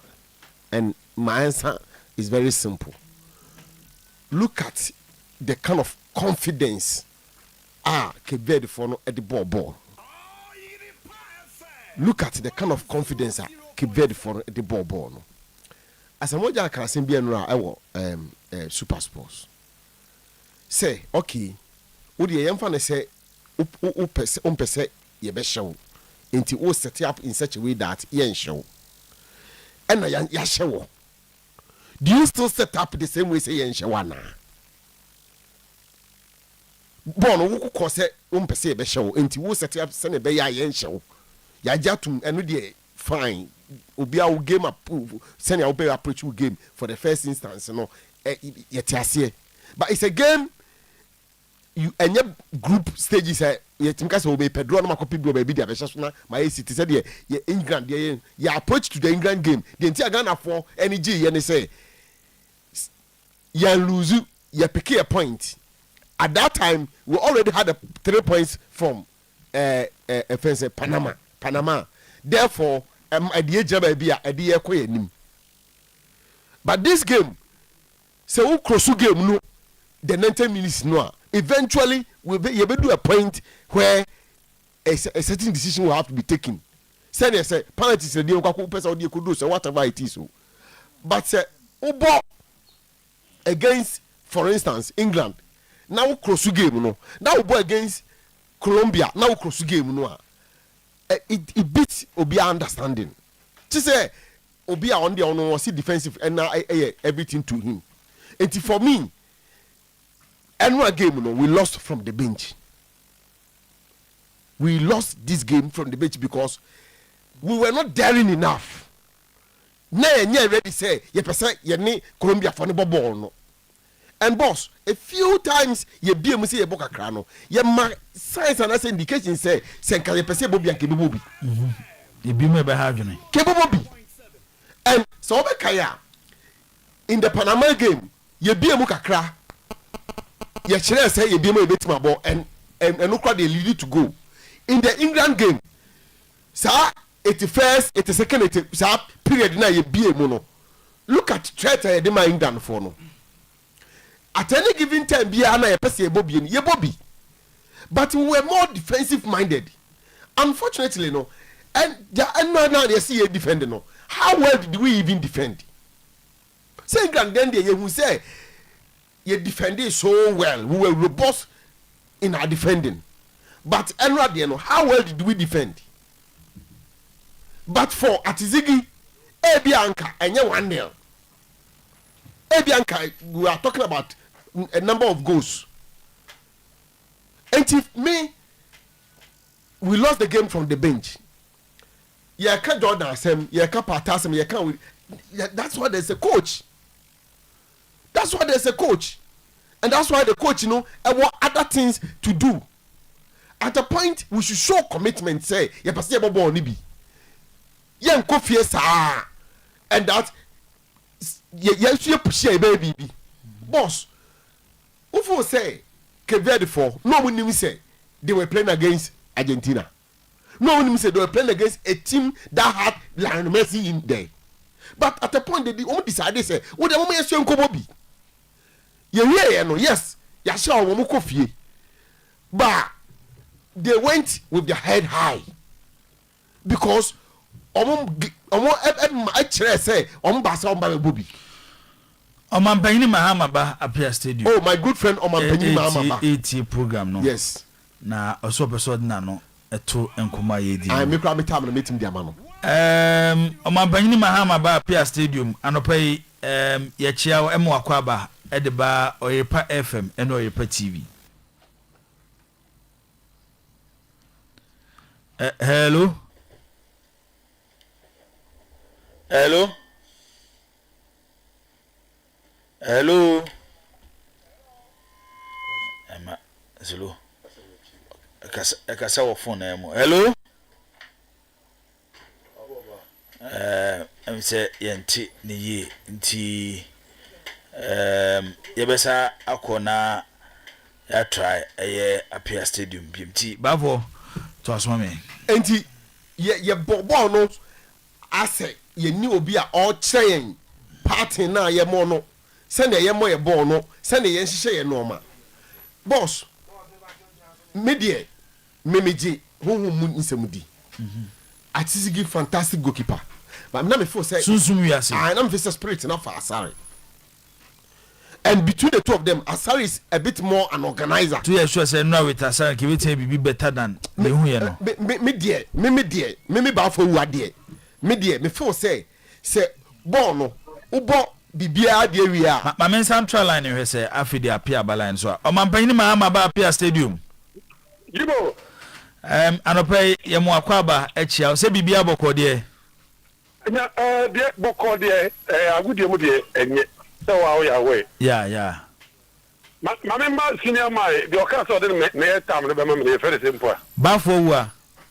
Bafo me salutu me de me sato me ma salutu o sɛ ɔbɛsi atranse akyɛ wadwe no I like that. Mu nyinaa ba o sɛ pɛni di pɛni anapa o sate a o ka sɛ akɔkora wa ne nya ne nkora no di dwa wɔ akyire ne nya na mehu dwa kwa nkora no nti nkora di ne mo betiri ya ma de akyi de bra bebrebe o enya asem gitu a o yɛka gye mo so o manyina beto ndi we o kaka sɛ o mo so bra beso but for serious no da gibo ni kura ni pan sɛ o sɛ me adwuma agudi aso ya madi wa chima me pe football say politics but the woman say no ma yɛ nyinaa yɛ nye wo duro ne yɛnka ne kore sɛ eti omaya yakɔ tournament world cup ya tra ba bia nwa yedru yi na ye player GDD say on the Ghana captain body nsa na on the franka ne ma omaya ne bo ye change omaya na franka na so captain ni deda you do Jordan to say obetu di kuru abefi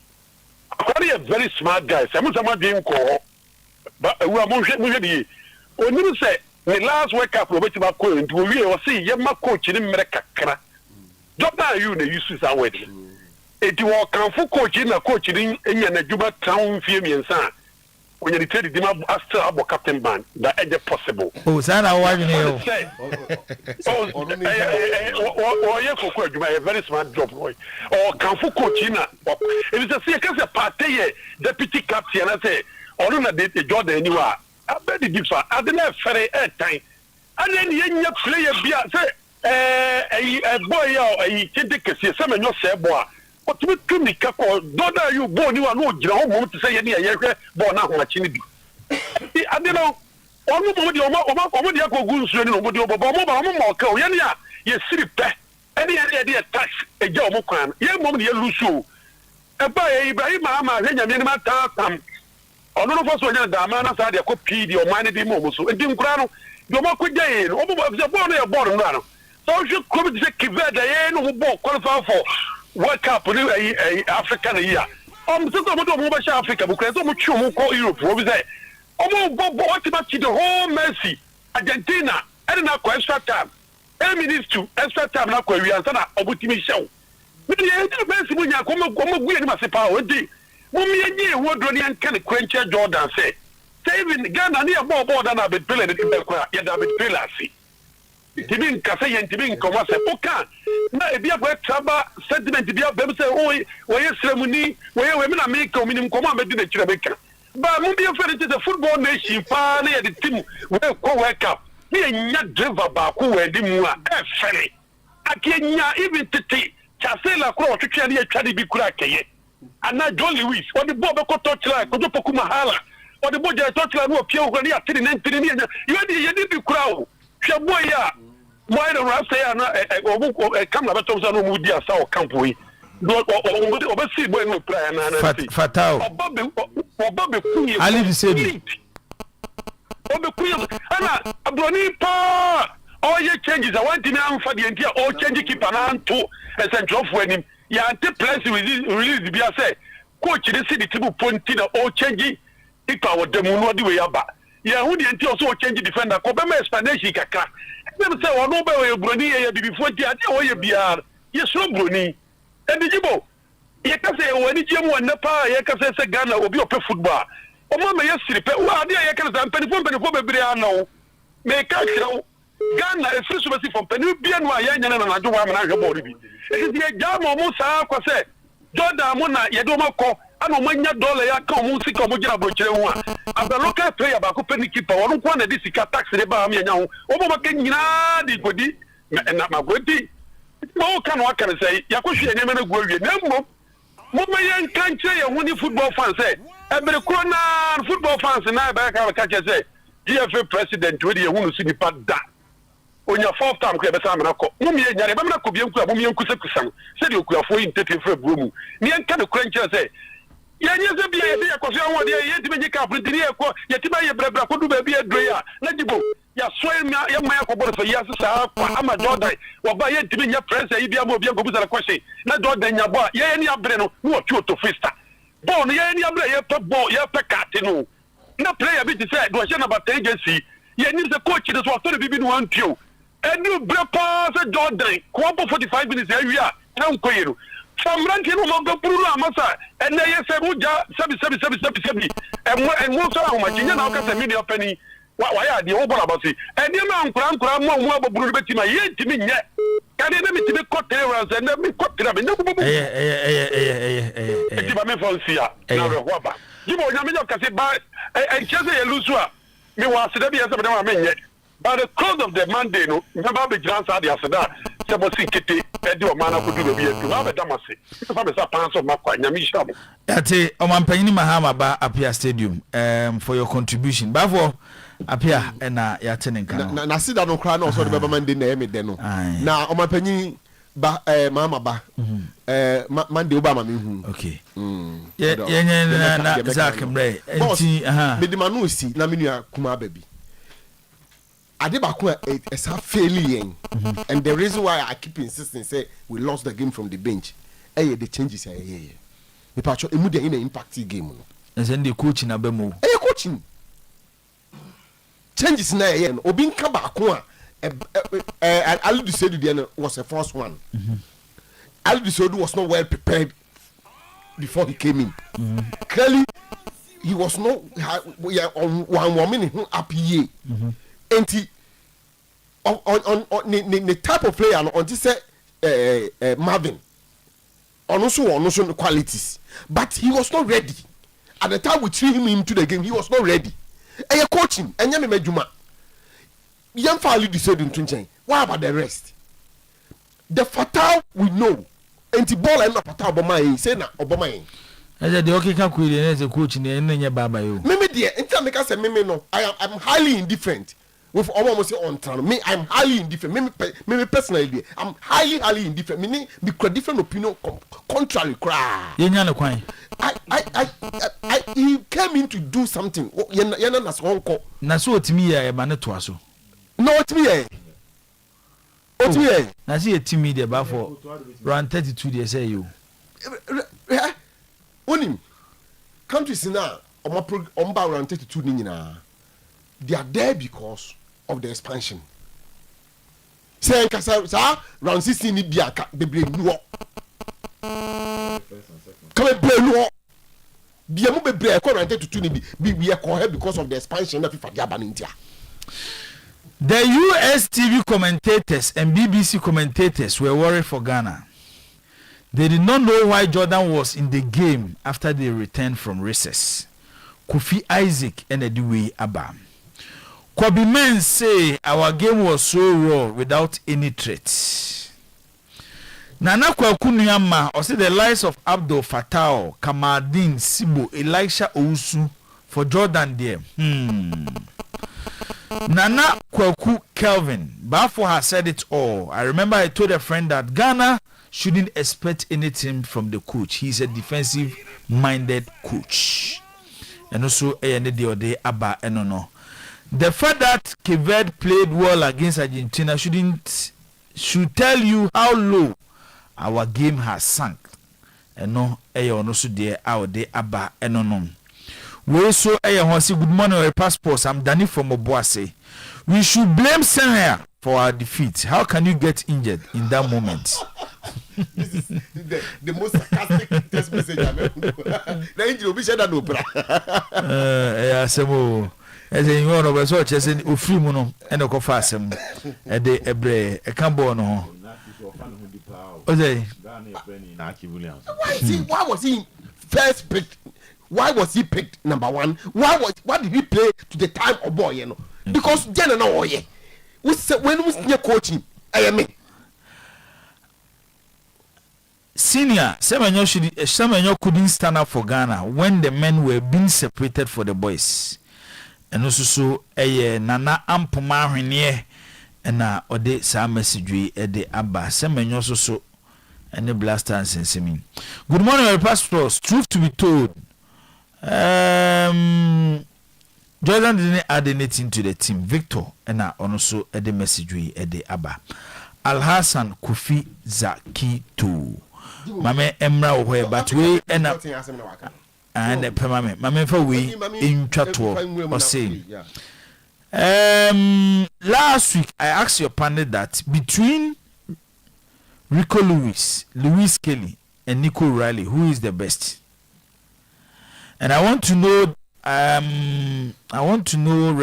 much Remado out the back where you said on clear and for message in the open so Remado buyout clause on a year Nico pass. Okay. Message them say I can see any Dramana meba na masa share o message ni mo ebiem Kobi yankwe Dibo first thing first after the game the lot of comments that I read about Asare Atizigi one esenka order one enuku esenka order.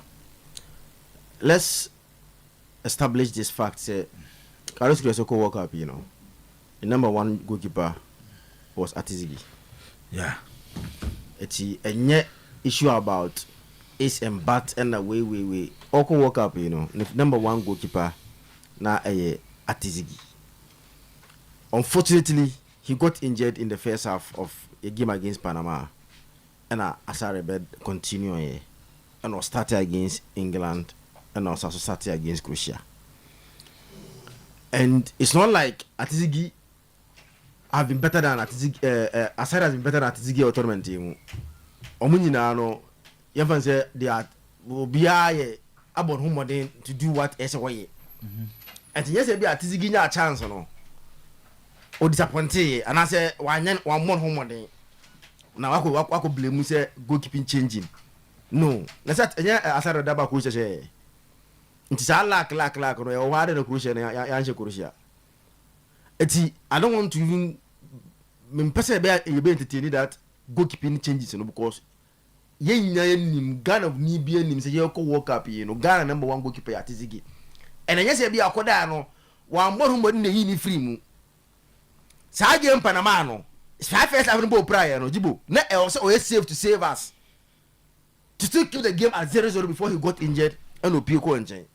It's minimum why let me emphasize argument in Bakura because one, he's our number one. Okay. Number two, I want to accept say Sanaya injury no affect team no defensive structure kakra. But when say and yet Ali do not prepare no and yet coaches in the fault.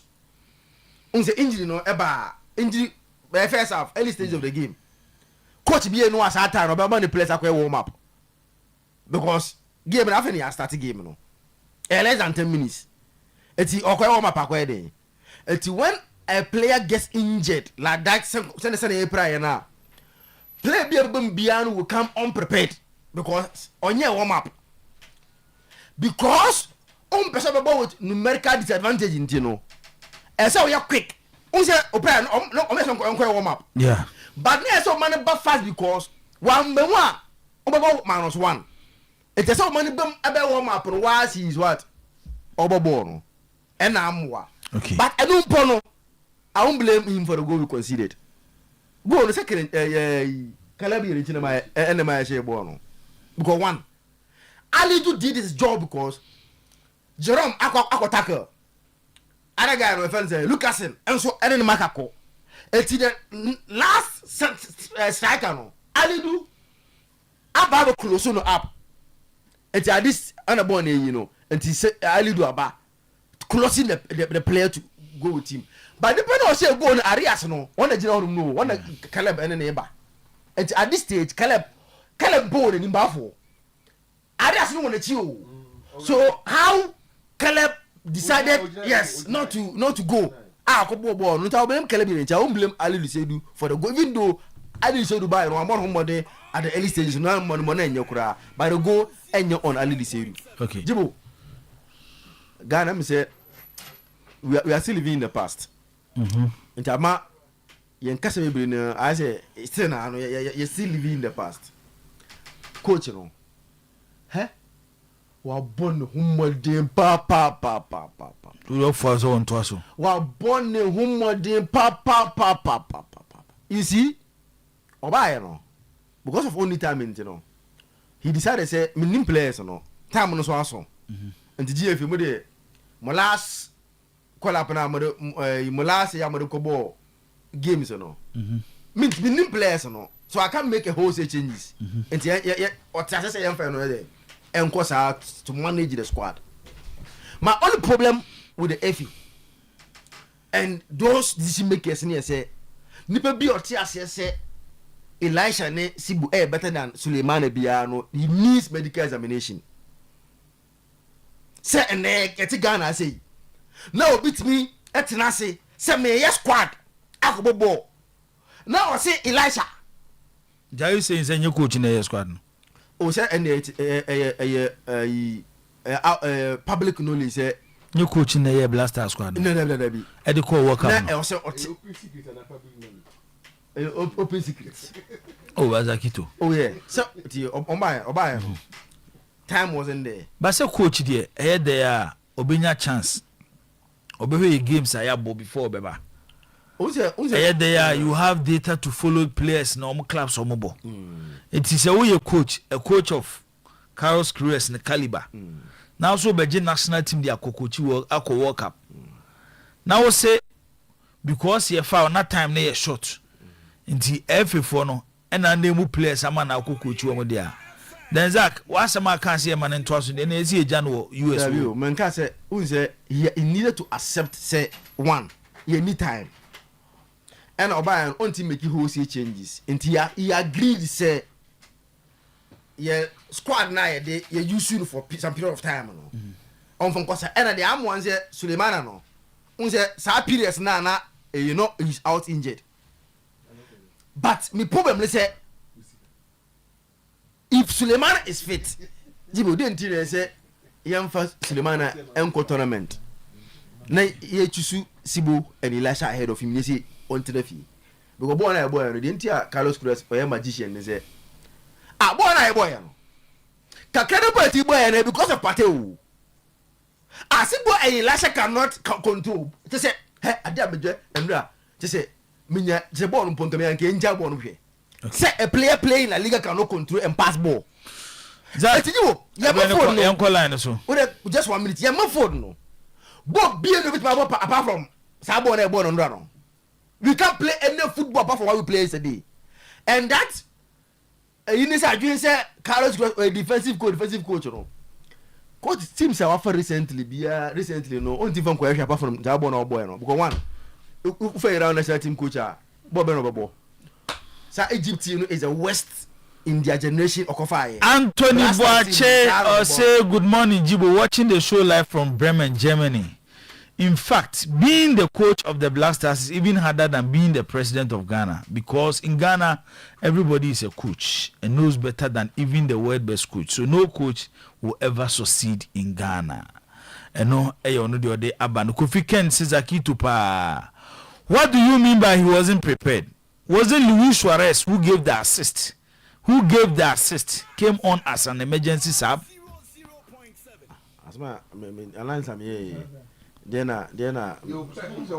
Or say almost strike and super. Kodo bani prayer no.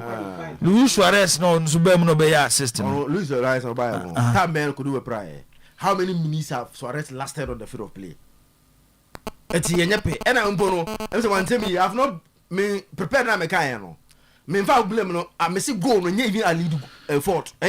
time for Kurt to understand that without fixing our local football, there is nothing for him to achieve. Without a competitive league, you cannot get any solid national team. Boachi Andrew and the way Abba Kofi Isaac say the Black Stars of Ghana have not won a major trophy in over 43 years, despite significant government investment and public support. I respectfully argue the Parliament of Ghana to conduct a comprehensive inquiry into the persistent underperformance of the national team, identify the root causes, ensure accountability, and recommend reforms that will restore excellence and pride to Ghanaian football. Okay. And the day abano. Eugene Fifi or say in 2022 World Cup, Ghana stringed 31 passes before scoring against Korea. something Kriya's team can never do. If Kriya was our coach in 2022 World Cup, he can beat any of the teams. Or no, SOD our day abandon. Okay, James in Team Sijibo, I remember you promised of talking about Asante Kotoko. Blasters na baba Jimmy Nyamon Fanche Ebrewe Yanim. I de and Simbibri na Ede Ebeba. Okay. Mamefa we so nto aso we efri ananeba tuta tia mas kuma say okay Osijibu, I'm finding it very difficult to understand why CSI is trying to defend this abysmal performance by Jordan. Jordan has been given more than enough opportunities to justify why he should start our matches and even captain the team. In my estimation, he is not a leader because he doesn't inspire the team. His contribution in the team in this World Cup has been zero. No goals, no assists, not even a shot on target. Our coaches haven't been bold enough to bench him. It's simple as that. Captain Siasia. Your call line so 0322494401 0322494771. So yentie ayi amount for audio ni nwie. Mo voice note no mo de abana na afi yemfa nkofa eye callers ni so e de. I'm trying to get for man good morning. Ni so ya kokwa do mo. Emu bi no wa me do failure. Emu bi no on ma ball na me bia eduwa. Ye de gigi ni kakanka. In fact, Yakobasi na yeye. Emu Ghana players o mo bo. Keeper ni say William Papa. Ghana players mo bo no mo bo no. No mo ni me pa. Trese ye hwese dia. Kolomia foje bo na. Odi tumika wo point kura odi tumika. Na wo pass na Ghana fresre. Ebe training na won training yi. Ibre na yin so mo ba foreign matches. And still yebo amangana yebo boni team fight eti akoma. Yenda ya madiache. Ira ho ye hu ye pa. Rade mo ya ni trainings. Won training pa. Yebo boni share foreign players no genye. Play ba kwenye. Enye. Ndagana bo woji ya no wo da fam. Woji ya no in fact na ya reho. Ni dade yebo na yebo ndi. Anko ye kwa yese ka match ye board draw yese na mu defend ade no team ye ne bi no yakunu de akiri pa ya misram mu ne adwuma misram pa wa ye adwuma. Hello, good morning boss. Ye from me setone me kasa fe western of seshi na me ka brasa no asam kakra me pese me bi say Jordan you or ye dem pa o team no Jordan you on ye down for the whole Black Star or no and a team no confirm in the no ye unifit team ma enye yana adai say ye mranje be brad stage bi na Jordan you abe yem one mistake na che say omudi ayi afrim e che say eno no yes throw mo na mo ka bia adu asro Jordan you ye unifit team no na team no team jira na so nyame nkamo. Hello Jigbo, good morning. Acha friend me udike me kase free abrepogo ni krum. Me ba cha bono Jordan striker. Corner na so ye obi ba ona so option. Ya no ko gina chire. Free kick ball free suru ba ona ye di pa ultimate ball free suru ba. So ya no ko gina free kick mechi. Wana eje. Ade akoshe go no so na striker. Ya no ko gina chire. Ojibo me das. Hello, good morning Ghana. Good morning crew. I'm Skapa from Obuase. I want to praise Ghana Blaster members because they've done much well in this World Cup. If it were us, we couldn't have done what they did. So I praise them. Say na Nigeria park ni so. Get to me and it's in a mission. Hello, good morning, Oyerepa. Jibo, me from Pay 3 Accra. Ye from Ahmed. Mr. Chama pull out no nipan cross ball no defenders ben now more nipana or tapu share and Mr. me man should be due to health issues ba me mu yi na me hwɛ ɛhɔ kakra na me ho ne no me ho defender no more here nipa no holidays ultimately medamase. Hello, Memo Obiachi about Oyerepa TV Sports. Your friend appear a free former of crop research. Each year, Camantino, and my big of winning a Massam Busane say Jordan a you. Yana Wakato Winiana. What were you boy Jordan in Musan to mean take? You been answer no Danny person what teache. Now, Kalanki and never bit my bobon, no more to bench. The bell crowns are semini. The bell semini, Miss Remo, or my boy, my own dear. You say, a ball Afcon, no, among you, no money in Qualai, and Mantian or more basso for front. Asante no Christopher Banum, you and Chimo, among you and the Jom de Bobo, not Jordan in the Musa. Micho Bibia, Nyave, I can see big rat into the Ghana by Nyave, Midamwase. Benefit, good morning. Epamucho say Ghana forget me anya kukudro. E pese me di me letter ko GFA. Any FM stations na moya sports ni na sense benefit forget me anya kukudro. O ma me akwenya na me be kochi under 17. Na me twaso enfan ko World Cup e ma Ghana. Enye ni mudwa na medwa o. Mudwa menu. Boni abubi pen. Ye bobo entimi shegu midwa na menti asiye enti muma mpenifo enti no mufa asem ntodwa me pese me enti me pese me ko coaching course no me da masi blaster to me bobo entimi shave single go then haye we should Cape Verde abi no be ko coaching course na zeze jibo we just say that at mo here only crew ni nyina Ghana e wo kwantwa papa ye wo kwantwa because the team now, you been feeling described about panic and I see so be the second about so. Sometimes you wonder say professionals now you no me say because some new colleagues you bobo na ojibo ya what they say won't mean you defend this from minute 1 to minute 90 we only defend. Oh Ghana you be fa home. If you appear udi inside bo petrensa. Your friend will punk am Casefla Dangmase. And what dear bra, man, many cry, Miss Soliana Pekra, many da so woman. Many da so woman, many I see me. May I Benjamin Salia Medana, my bamboo.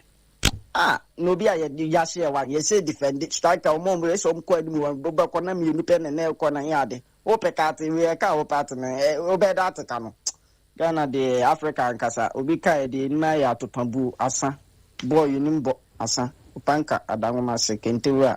Jibo, good morning. If I'm having a free city. My problem is always the complaints and when your blasters come on perform. Bound the Endra the Endra Bono. Time of a Jordan Betty Boa, Semeno base or around Sibia. Not Jordan and energy. Okay, only Naki, ABC the same thing. Nay a party in it in the Semeno. It me a sudden or Bob Akubi, Basameno and Tinia could play and broken. Jordan Jambona, Ubia striker, free kick ba okobo, corner ba wa obono, and I know kobo, one and copy. The problem ominti me and can ask him or inspired to say now coming or number no ma this is seminal any dearly car no be pressing. Nothing do because I'm frustrated. Ebi white me obi obon nine it make we 2 seminal any naki. We no abon and one make was. Good morning or your passports madam asemi akwanya mo de amai friend Francis Kasafri atwuma kwa Mr. Dem say a fair part to the Ghana Blasters. You say Columbia for intimi omomo. No crazy intimi omomo. It's only be coconut holding chain as a boy. I mean, who say something strange. Mrante and a bomb ban on my banner, defend a day. But any problem is a way forward near say. Yeah, my coach not know she part and be the man the ball for the next 4 or 5 years. They be never better results. And I say, a base a DBI, a quite a paper and a for place of free baby, no mother one. There's been more a crano, my dream children. There was back a friend, Chief Inspector Osu MP. Now, because of a crack.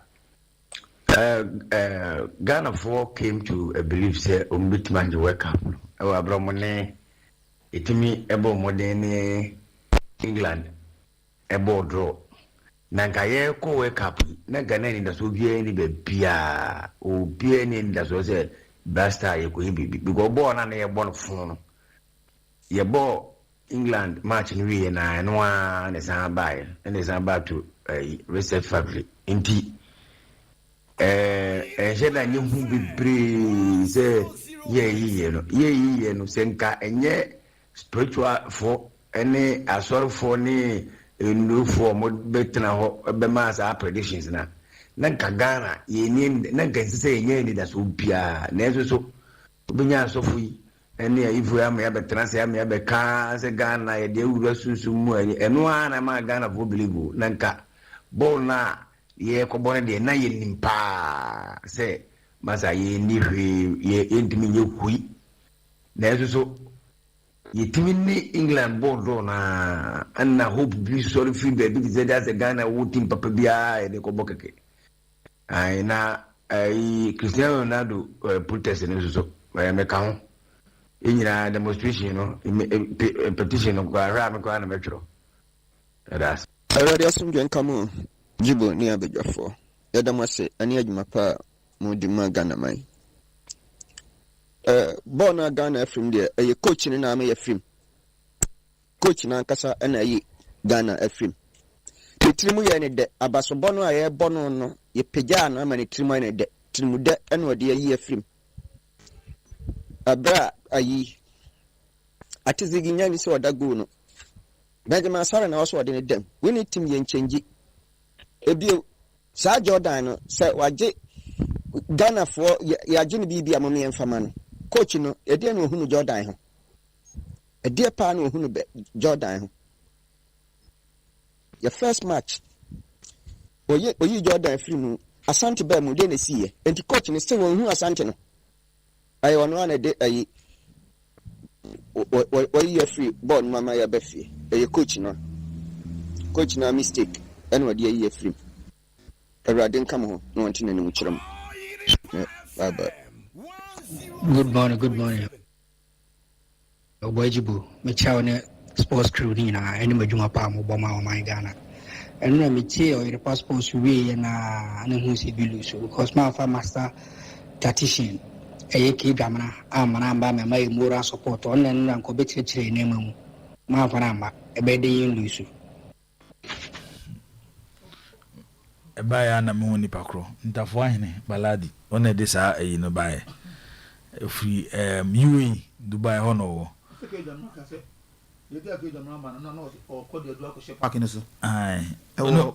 oso du o ma na visa no so be fa benin o mo twakan bi ato ho so du be no mo so mbe hia visa ta ma na visa okay enti so lo se de be sia yemfa ensia na yen sorry jumedi nso yeda mu nyina ase Blasters nkomo no ensi ha yebeto aso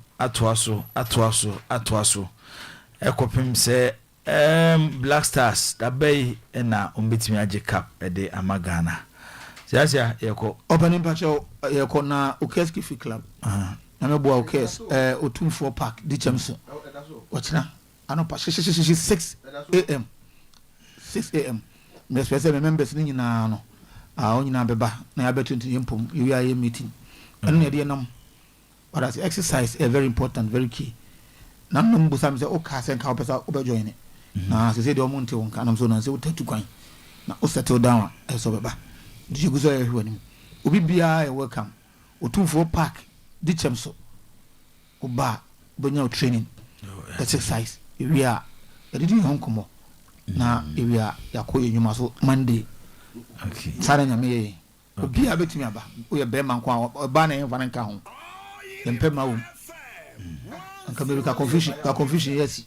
Ana you take a decision. The man kwa okay. Oba ebejo. Yeda se Captain Siasia Akumia Sechi. Yedemu sia Reverend McDonald Owusu mia mi mate ewo cast Agnes ne papa eno no ene oda form nti yenyina no ewie yede ani eche barekese na yakotae eye yenua Agnes echi ama na pe baby no papa ato ebema busua ni nyina yakọ yedemu sia nyame ya adoma live commentary solo ene Morocco ene Canada